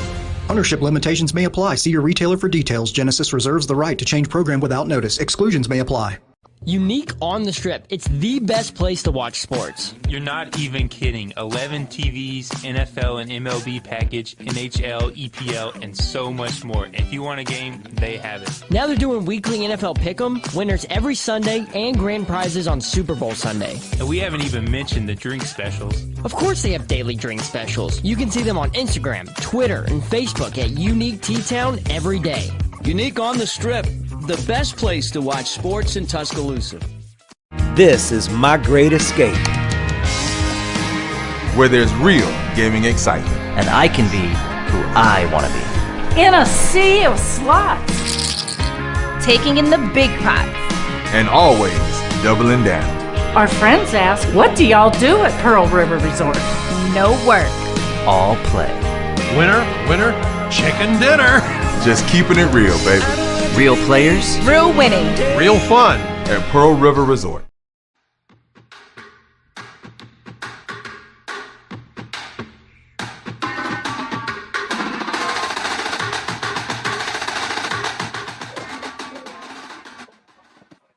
Back out at Innisfree, our remote here as we get you set for Alabama and LSU 6:45 at Bryant-Denny Stadium, presented by Yuengling Larger, America's oldest brewery. And this remote is brought to you by Skrewball, the original peanut butter whiskey with Chad Anderson. It's Trip Rogers. What's up, Trip? Hey, man. What a weekend. This is What a we weekend. dreamed of, right? Game day, here we go. Like, today is going to be unbelievable. Unbelievable. Just like the shot of Skrewball. What a way to get it started. Well, we got the Skrewball shot.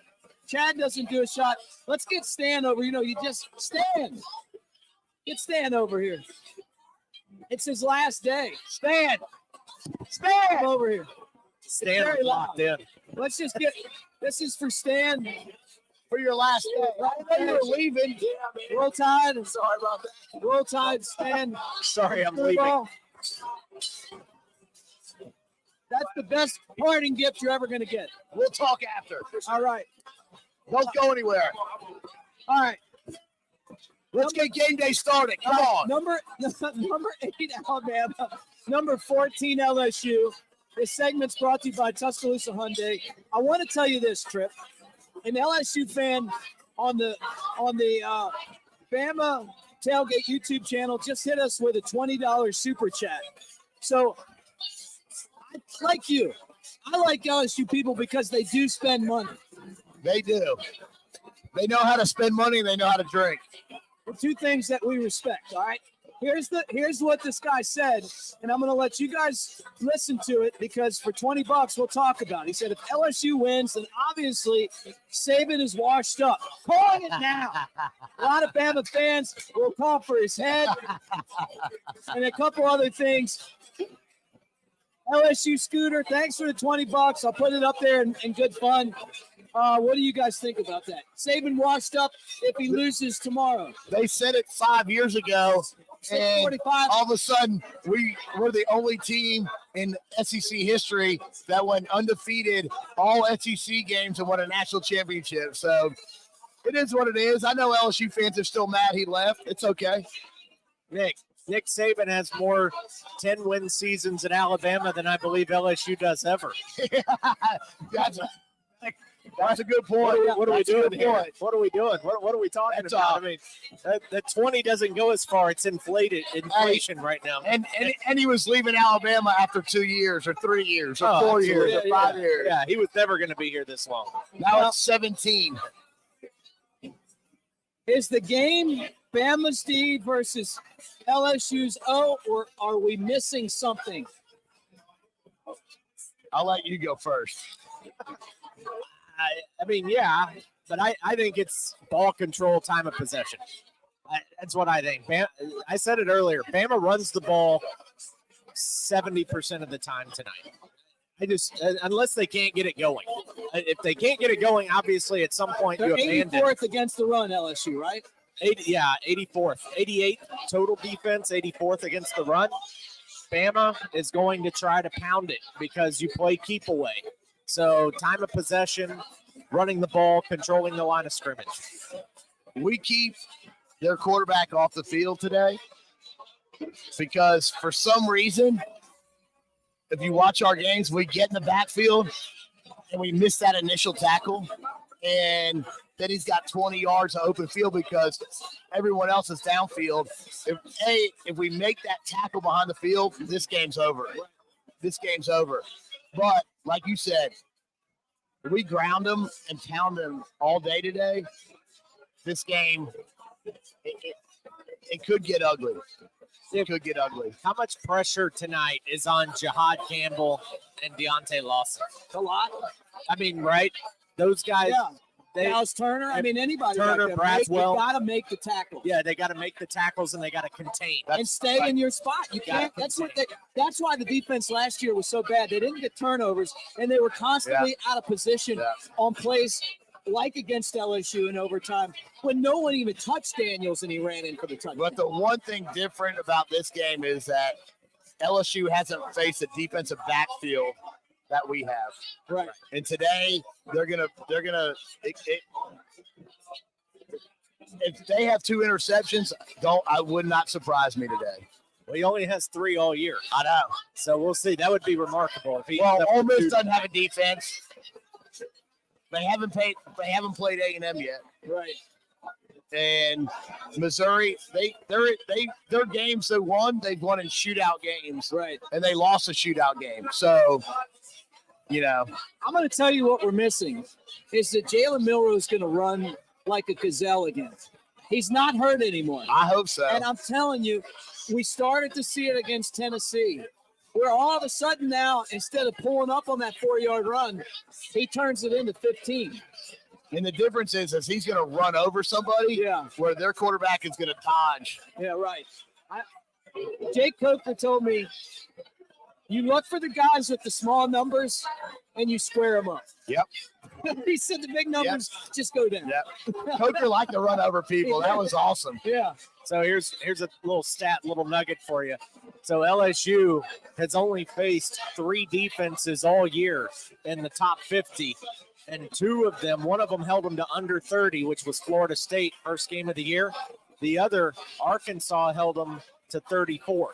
So LSU against the top.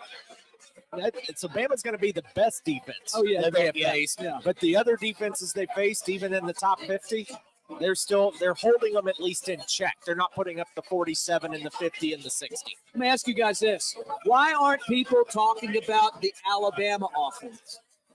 It's inconsistent. It's one half of every game, unfortunately. And if we put together the second half of the Tennessee game,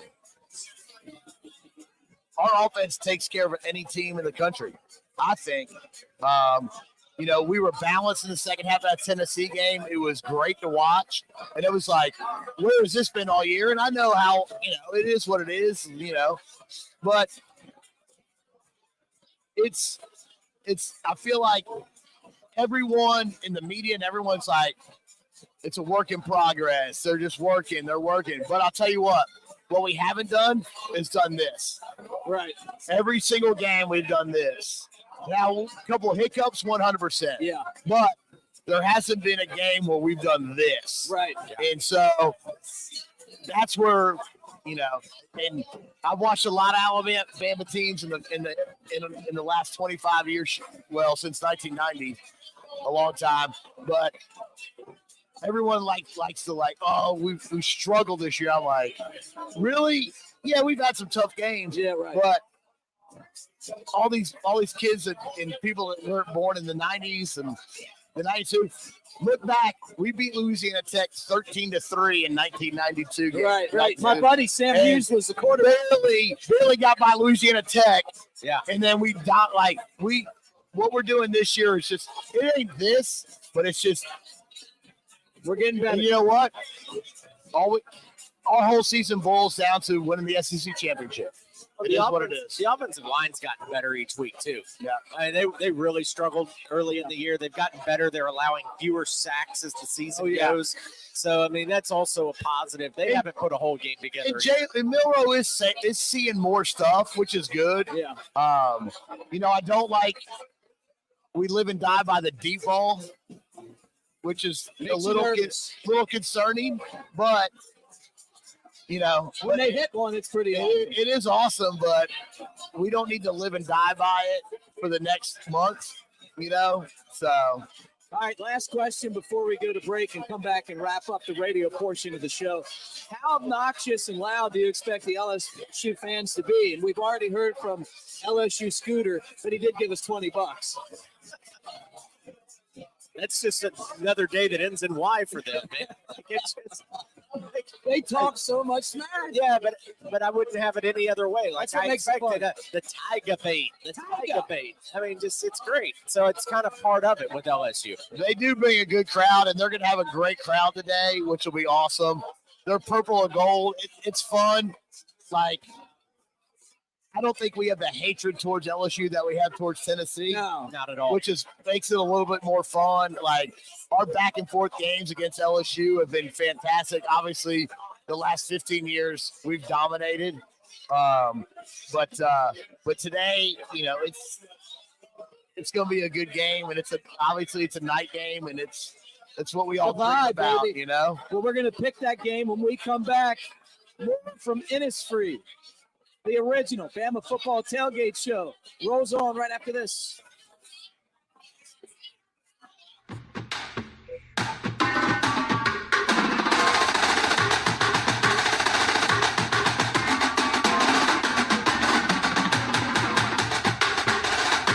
Yuengling, America's oldest brewery, has been making beer in America for 6 generations. And for nearly 200 years, we've been all about bringing the good times.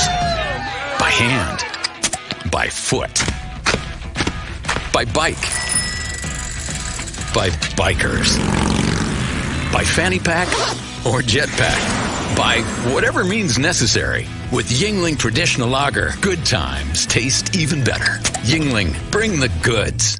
Autumn brings vivid colors to the back roads and hollows of Sevierville, Tennessee. Wind your way to quaint country churches, a historic covered bridge, and even a pick-your-own apple orchard.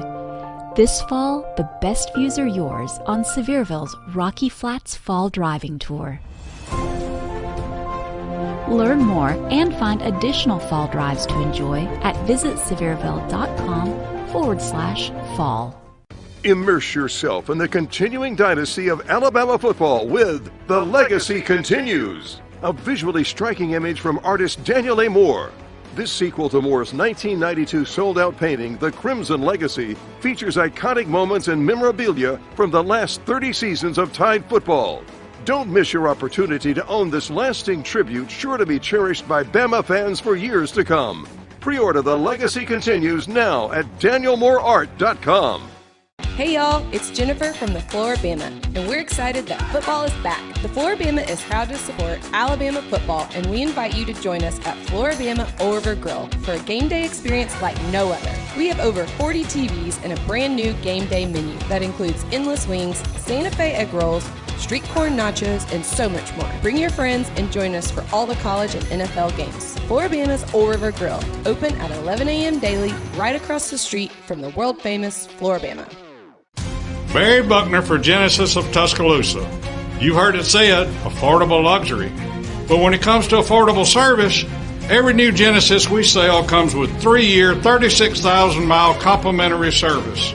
If you want to pay more, that's your business. If you want to save, that's our business.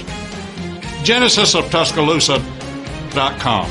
Ownership limitations may apply. See your retailer for details. Genesis reserves the right to change program without notice. Exclusions may apply. Do you consider yourself a black sheep, misfit, or screwball? If so, we've got the perfect drink for you. Skrewball Peanut Butter Whiskey. Skrewball combines 2 of America's favorite, peanut butter and whiskey. Enjoy it neat, on the rocks, or in your favorite cocktail. Skrewball, the original most awarded peanut butter whiskey, is now available near you. Go to SkrewballWhiskey.com for more information. Enjoy responsibly. Advertisement by Skrewball Spirits, LLC, San Diego, California. Whiskey with natural flavors. Tuscaloosa is Alabama's ultimate sports destination and a place for outdoor enthusiasts to thrive. It's a community rooted in history and one that's on the cusp of a burgeoning art scene too.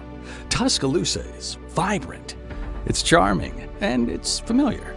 Its people welcome you with open arms and warm hellos into a community that's tied together. Tuscaloosa is our home. This is my great escape. Where there's real gaming excitement. And I can be who I want to be. In a sea of slots. Taking in the big pot. And always doubling down. Our friends ask, what do y'all do at Pearl River Resort? No work. All play. Winner, winner, chicken dinner. Just keeping it real, baby. Real players. Real winning. Real fun. At Pearl River Resort.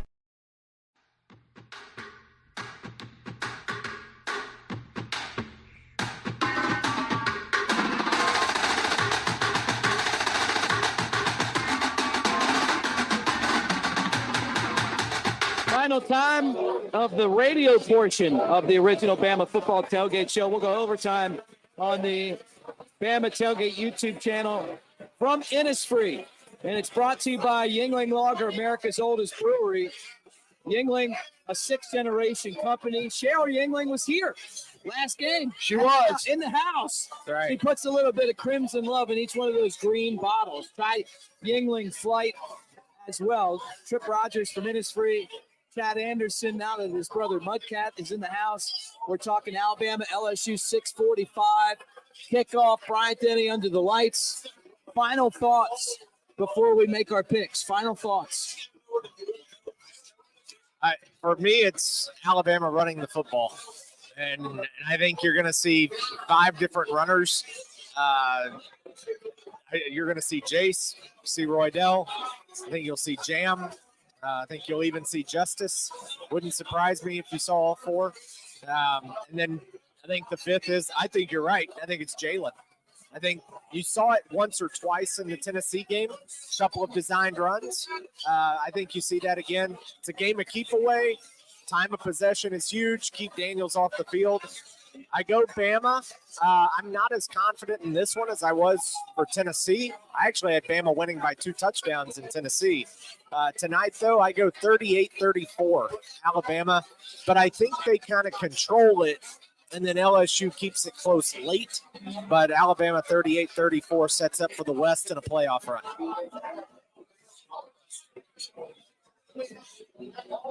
We're going to pound them early. On the ground, and tonight's game is going to be, I kind of said it in Tennessee. I thought Tennessee was going to be a blowout either side or it was going down to the wire. Kind of close, but I think it comes down to our defense. We get 2 turnovers, this game's a blowout. And if our defense forces 2 turnovers, which they 100% can, this game we win by 17 points if we get 2 turnovers. Do you think we see a knot tonight? The non-offensive touchdown. Yeah, okay. Remember the team that had all the knots? Yeah. The non-offensive touchdown. Do you guys ever watch Joe Rogan or listen to Joe Rogan? Every day. Okay. Yeah, it's great. You know, he's talking about, like, how did the Egyptians cut through granite? You ever seen that? Yeah. That's what Alabama's going to do. They're going to cut right through the granite of LSU, and it's going to be a lot to a little. I'm really confident in this game. I just think Alabama's going to run the ball. They're going to play great defense. I think LSU's going to do some things right. But at the end, I think that Alabama's going to pour it on and win this thing comfortably, like maybe by 3 scores. 3 scores. But Both of you guys. But I just feel like the way that Alabama's defense is going to get after the quarterback, make plays. Obviously, LSU's a dangerous team. But it's really hard to do when your defense is just that banged up. You know, injuries are a part of this, too. You know, if they had Wingo, if they had their secondary, they'd be a different club. But Alabama's got to go out there and take care of business. 100%. I just think they're going to be ready to do that. Yeah. Look, Saban's popping blood vessels this week. I saw that. Yeah, something's up because It's he's popping birthday, blood too. vessels. Yeah, It's birthday. Yeah. Did you guys do it? I pop blood vessels every day. He only has to do it 1 week out of the year. I've seen that. Hell, heck no. When the doormen aren't doing their job, you got to get saving on them, don't you? Did you hear what he told the players this week? He said, I want you to put one hand over one yeah, ear yeah. so that when it goes in one ear, it doesn't go out the other. Yeah. That's pretty funny. Great. Tell me about Innisfree, all the stuff you got going on at Innisfree, not just today for game day, but in general. Today, man, we're going to be wide open today, which is going to be fantastic. These are the games that, like we said, over the course of this season that you live for, and it's awesome. Like, so many people come in from out of town, and it's a great time, and I want people to have fun when they come here. And if they ever have a problem, you just come slap my bald head, and I'll take care of it. But no, man, today's gonna be wide open, and I love it. And this is the last big one. This one it's got to carry us for the next 2 months because we got away at Kentucky next week at 11 a.m. Yeah, fun. Which is brutal, and then Chattanooga at 11 a.m. And then we got the Iron Bowl, and it's at Auburn, and I'll be watching it right here. So if anybody wants to come watch it with me. Thanksgiving vacation. I'll be right here on Saturday of Iron Bowl. Awesome. Well, look, thank you to Skrewball, the original peanut butter whiskey, for presenting this remote. Yuengling Larger for supplying really delicious American-made beer, and with an Alabama grad in the ownership. And you, man, for being a great host to us. Thank you so much, man. It couldn't be a better thing to do. So I had a lot of fun. For those of you that are on YouTube, stick around. We're coming back. For those of you that are on radio, roll tide across the state of Alabama. Have a great game day. Have a safe day. And stay away from the brown water. It's a long day, I've been told. And you got to be ready to make a lot of noise for these Tigers that are coming into town, Alabama and LSU. And that one kicks off at 6:45 at the stadium. Roll Tide, everybody. Thanks for hanging out on radio, and we'll talk to you again next week. Flight by Yuengling is the next generation of light beer. For those who don't follow trends, but craft them. Flight by Yuengling is 12 ounces of uncompromised refreshment from America's oldest brewery. With only 2.6 grams of carbs and 95 calories, this is premium refreshment 6 generations in the making. Don't just raise a glass, raise the bar. Flight by Yuengling. Available wherever beer is sold. DG Yuengling & Son Incorporated, Pottsville, Pennsylvania. Please enjoy responsibly. Hi, Barry Buckner. It all adds up. Every time a Tuscaloosa Hyundai customer refers a friend or family member to come see us, we are truly grateful. I compare it to doubling a penny for 30 days. Believe it or not, by day 30, that one penny is over $5 million. Now that's adding up. I remind every Tuscaloosa Hyundai team member, it's only a satisfied customer who will give you a referral. That ultimate compliment earned by effort and excellence. And Tuscaloosa Hyundai has all the tools. A new vehicle lineup to meet any driving need. Premium pre-owned under 100,000 miles that we stand behind with our exclusive 1,000,000-mile warranty. Award-winning service, a company that values being named best of the best by our community. But above all, we are sincere in earning the trust that leads to a customer referral. And trust is priceless. If you want to pay more, that's your business. If you want to save, that's our business. Tuscaloosa Hyundai, corner of Skyland and Hargrove, TuscaloosaHyundai.com. Hey, this is Reagan, owner of R&R Cigars, the Cigar Mansion in downtown Tuscaloosa, located at 2703 6th Street across from the Home 2 Suites. Come down to R&R and see why we're the ultimate cigar and bourbon experience. With over 165 bourbons and 5 private barrels, our selection of bourbon is unmatched. We have the best cocktails around, and our cigar selection is legendary. Our lounge and service are world-class. Come and experience the luxury of the mansion and see why it's a world-renowned cigar and spirits destination. Check out Pawn Royale at 1019 McFarland Boulevard in Northport. The summer season is almost over. Time to go to Pawn Royale and find some amazing deals. Right now, our lawn and gardening inventory must go. That includes mowers, trimmers, blowers, chainsaws, you name it. Pawn Royale has deals on everything. Many items at cost or less. If you're in the market, come make a deal. That's Pawn Royale, 1019 McFarland Boulevard in Northport. Barry Buckner for Genesis of Tuscaloosa. You've heard it said, affordable luxury. But when it comes to affordable service, every new Genesis we sell comes with 3-year, 36,000-mile complimentary service. If you want to pay more, that's your business. If you want to save, that's our business. Genesis of Tuscaloosa, BamaFootballTailgate.com. Ownership limitations may apply. See your retailer for details. Genesis reserves the right to change program without notice. Exclusions may apply. Unique on the Strip. It's the best place to watch sports. You're not even kidding. 11 TVs, NFL and MLB package, NHL, EPL, and so much more. If you want a game, they have it. Now they're doing weekly NFL Pick'em, winners every Sunday, and grand prizes on Super Bowl Sunday. And we haven't even mentioned the drink specials. Of course they have daily drink specials. You can see them on Instagram, Twitter, and Facebook at Unique T-Town every day. Unique on the Strip, the best place to watch sports in Tuscaloosa. This is my great escape. Where there's real gaming excitement. And I can be who I want to be. In a sea of slots. Taking in the big prize. And always doubling down. Our friends ask, what do y'all do at Pearl River Resort? No work. All play. Winner, winner, chicken dinner. Just keeping it real, baby. Real players. Real winning. Real fun.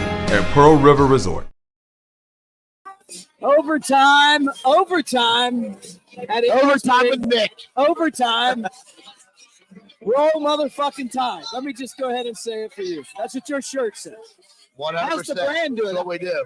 I don't know if any of you guys have been the ones that ask, but I'm constantly asked about this hat. Yeah, since I where's started the wearing it. hat? I've sold a lot of these. I'm going to turn it around. I've sold a lot of these for you. There you go. It's like switching around. You go to a different world. Yeah. It's opposite of Sylvester Stallone. But it's coming back around. You flip it back to the front, not to the back. You flip it to the front. When you know it's a big game when you set the tent up and sell them outside. We do. It's been good. It's we finally got a few different logos. Like it's nice. People love it. It is what it is. Like we have a special brand in Tuscaloosa, Alabama, and that's what we like to do. And a lot of people don't like it. That's fine. Hey, everybody hates the king. So. Oh, you mean non-Alabama? They hate Alabama. Everybody hates the king. So. I just stopped screenshotting you though. Where did you get the hat? I love sending them to you because every time I see it, Chad, you've seen them too. I see them in the comments. Yeah, the all comment the time. section. Like, Where's make the the hat. Yeah, Where's where's the hat? Like, I've had to bust it out second half against Ole Miss, and it's kind of stuck as my lucky hat now. It is what it's like. Good. These Richardson hats. They do. Fit. Shout out to Richardson. Yeah. Richardson makes a hat that fits a normal or a smaller size head. Well, that's bad for me. Yeah, you might not like. Oh, big head over here. Yeah. He's got It's a other hats. basketball. He's It's got a other bad- hats for you. Yeah. But he's got these for people like you. Seen a lot of these. I do like the trucker style. Oh, yeah. I'm a fan of that. I found like a box of old hats the other day and I put them on. And I mean, they're like from like 4 years ago and they look like historic. Yeah. You know what I mean? Like, why is it? Moves fast. Everything's moving fast, right? So, right. We were laughing about that the other day. Like, all the stuff that all these kids do now. Like, when we were coming through here, it's like, we didn't have cell phones. We didn't have any internet or social media or anything, but I'm pretty sure we had way more fun. Yeah. Because we couldn't get in trouble. Yeah, right. Big brother wasn't watching you. Yeah. Right? That's this schedule. Can you believe the schedule's going to be over? The real good home schedule. This is it. After the game tomorrow. Yeah. That's crazy. That is nuts. Yeah. It's just crazy that we're even into November. Yeah. Yeah. Yesterday I was watching Time changes tomorrow. Fuck. Yeah. You talk about like, okay, this isn't a political show, but if those dumbasses in Washington can't get the 1 hour problem, no shit. Like, it's unbelievable. In 2 days, it's going to be dark at halftime of the 3 o'clock NFL games. Man. Half of them will just freeze on TV, so it doesn't matter. They're like, yeah, it's awful. I hate the time change. I know. It's miserable. Just leave What's it. up? Birthday boy. It's a birthday. The birthday boy. This guy right here's birthday. Hey, Colin. Colin Visna, birthday boy. 41. A young 41. A young 41. Look at the coordination of this. I know. Looking sharp on his birthday. I know. So with the brown tie. Girlfriend's got the brown leather jacket on. Blacks. Coordinate the birthday. Look at them. They look good together. All the way down to the Look how good they look together. Like, it's unbelievable. I'm proud of that. It's unbelievable. Happy birthday. We should have done a shot with him. He wasn't here yet. I mean, we can still do one. So how many times do you turn 41? Watch this. This is what I love. Colin, watch him. You want a shot? Birthday shot? Birthday shot. Look, this guy. He just signals that direction. It's like the bat going signal. to the bullpen. Yeah, it's the bat going to the signal. bullpen. Give me the righty. Commissioner Gordon just threw up the signal. It's only taken me 25 years. Alabama, LSU, who drinks more?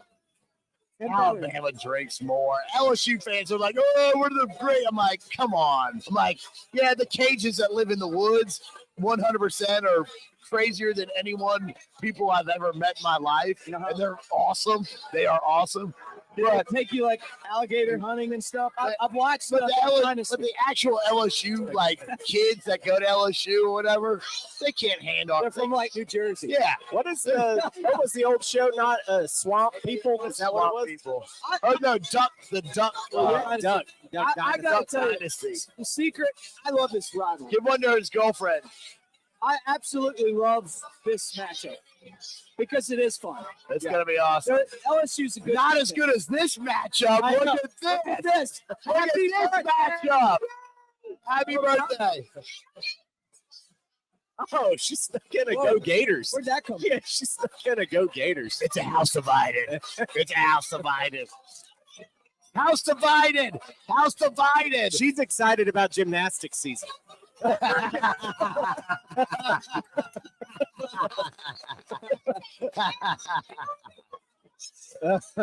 good Billy. We know Billy. Billy made bad choices. All right. Where are you sitting for the big matchup? You zone guy? I'm in the zone.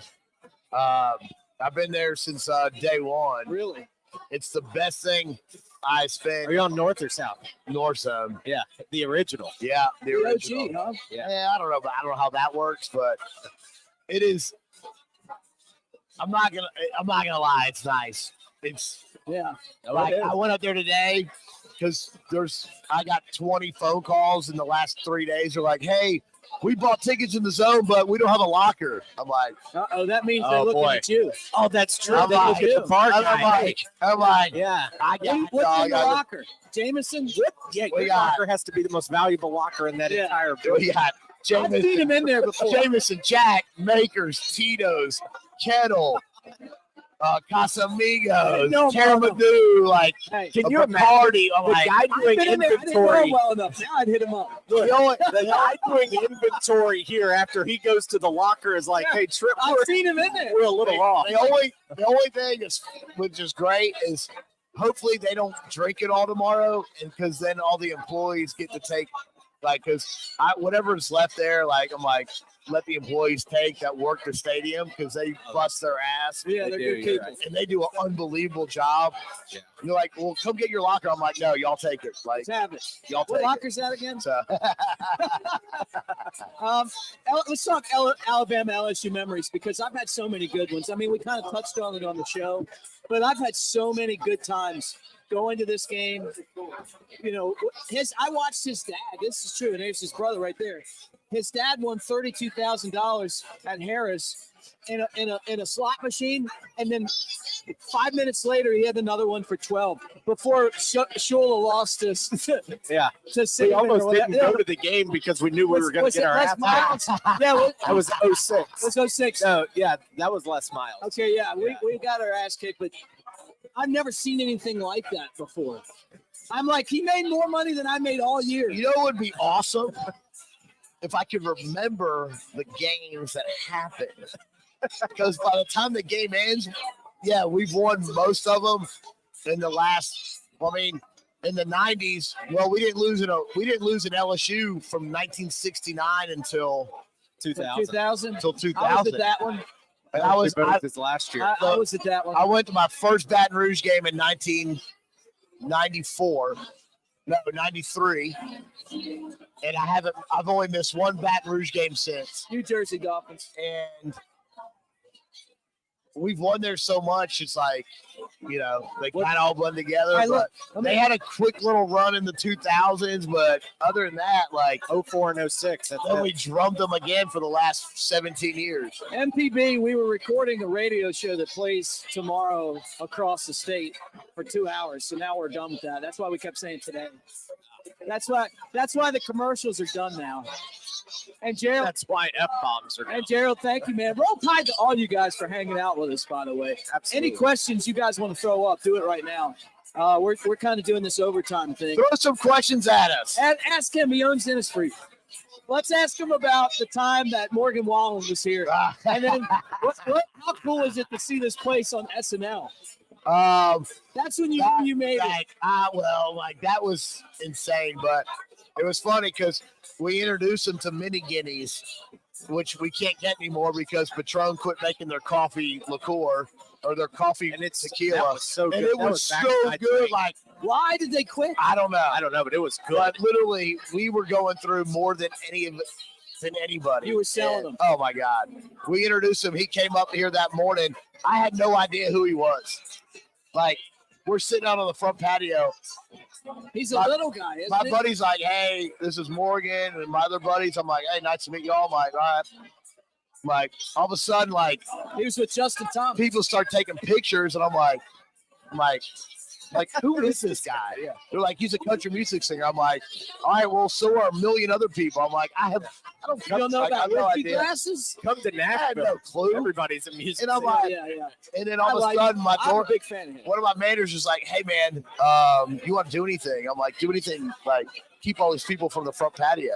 And I'm like, what are you talking about? They're like, well, that's Morgan Wallen. I'm like, okay. I'm like, yeah, right. They're like, no, all these girls. I'm like, well, and yeah, you keep saw them like away. a group of hungry Well, women even though I was like, mouth. But they came in early. We started doing shots because that was Tennessee 4 years ago. It was COVID. It was COVID year. We beat them, obviously. But yeah, we had a great day. Like, and then they all came back late night, and obviously he had a good night in Tuscaloosa. He did, and it was funny. And I don't know if I contributed to anything, but it is what it. Yeah, But Jason Bateman was imitating Morgan Wallen here. But it was funny, like, and all of a sudden on a Saturday night, and I haven't watched Saturday Night Live. I don't even know how long. Right. And all of a sudden my phone is just like, I'm like, what is, I'm like, of course, my first thought is like, Purdy. Because I was out of town. I was like, what's going on? I was like, what happened at the bar? I'm like, why? I'm like, what's going on at the bar? I'm like, looking at the cameras. I'm like, wait, there's nothing at the bar. I'm like, everything's fine. And it's like, he's looking at the camera. They're on Saturday Night Live. Always watching. Big brother. Always watch Big Brother. No. Big Brother But when my phone goes off, I'm like, something happened. But it was like, all of a sudden they're like, you're on Saturday Night Live. And I'm like, what?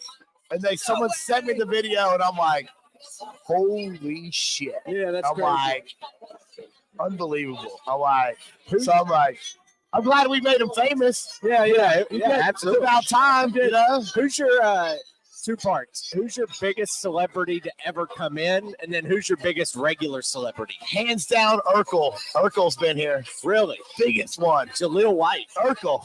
Urkel. No, I'm not we've talked about this. I'm not like a celebrity guy. Like, we don't have pictures up or anything. I'm like, I want people to come in and have fun. Yeah, the great Jack White. I want people to have fun that come in. Jack's one of my buddies. Used to work here. I see his picture on the wall still. That picture's up. That picture is up. We've had a lot of. We've had a lot Justin Thomas loves famous people. Yeah, he does. Yeah. I'm drinking out of the cup. His first PGA championship. Really? Yeah. That's right cool. here. It was drinking Coors Light, and that was awesome. But he's a Bama guy, so he's family. You know. So, but A-Rod was here, and I'm not a Yankees fan, and I was never an A-Rod fan ever because you just see the shit in the media. Yeah, right. but he literally sat next to my mom and hung out with my mom for like 30 minutes. That's awesome. And I was like, he just came in for an Alabama LSU game. Just and the nicest guy ever. I've heard that. I have heard that. The nicest. I was like, what? Holy shit! And I mean, he was the nicest guy ever, and that meant a lot to me. And I was like, that was awesome. You know, one of my most randoms that I've ever seen at a Bama LSU game. It was the game of the century. Yeah, that LSU won. It was LeBron James walks into the Ivory Club. Oh, nice. LeBron James at Alabama LSU. You got to do it, man. You got to do it. Man, people don't get it. Like, you can go to a lot of places in this country and watch games, and I love, you know, the Big Ten's great and their history is great, but their game days, ACC game days, no, they're not the same as SEC games. You go to any SEC school, and their game days at any SEC school is by far one of the greatest experiences you'll ever have going to a college football game. Yeah. And it's great, and I hope it continues. I don't know if it will. I just hope it does because it's awesome. I mean, I've been to every SEC school except for Arkansas and Oklahoma, but Oklahoma's not in yet. We'll go there. But we'll go there next year. But it is an experience that everyone should. If ever you like college football, you have to go to an SEC school to experience what you do, what people love, and the energy that you feel. Do you know Caitlin Collins? Yeah, you know that is CNN.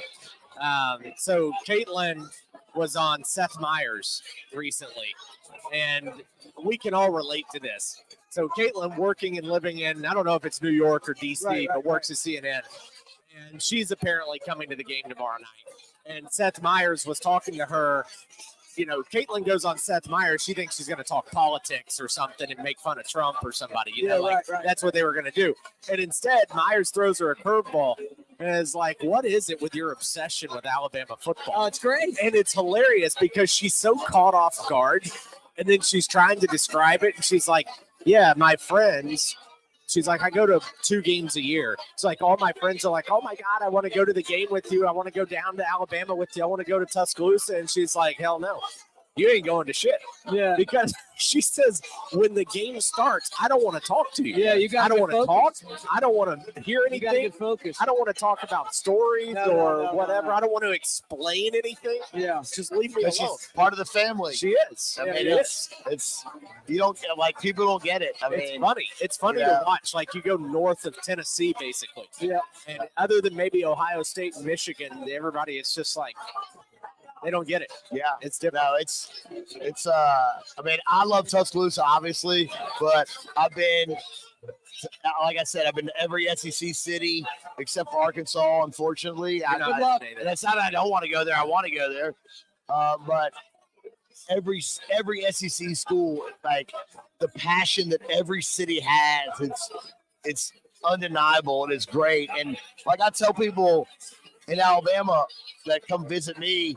And I'm from Washington, D.C., like, we have 3 things in Alabama. And it's great 3 things. We have Alabama football, Auburn football, and Talladega.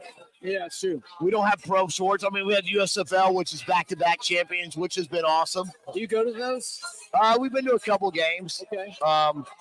They need better PR work, but, you know, it is what it is. Right. Yeah. But those 3 things, and people in the state of Alabama love them. And they love them with their passion. And that's what a lot of other states, you know, they've got so many other things going on in their states. What we have here is just, it is what people love. And that's what's awesome. Yeah. You know? So much fun. And people have fun. And I can't stress to people enough, like, if you're not having fun in life, you've got to work harder to have fun. That's what I say, too. Hey, look, I was on a podcast yesterday with Jay Coker and Ryan Anderson, and I start talking like that, and I'm like, I get that feeling like, oh, shit, I'm giving the dad talk right now. But they're locked in. And I'm like, I live every day like it might be my last, man. I'm just going to have a good time doing it. That's why we built this place. We want people to smile and have a good time. I mean, that's what, if you want to look it up, Innisfree is from the William Yeats poem called The Lake Isle of Innisfree. And it's about him escaping the bright lights of the big city and going to his place to relax and have a good time. And that's what, like, you know, everyone works their ass off during the week. And it's like, find your time to, like, relax and have a good time. And when you walk through this front door, I want people to have fun. Great ambiance. That's what I care. And the question that all of us want to know, when's it coming to Fairhope? When are we coming to Fairhope?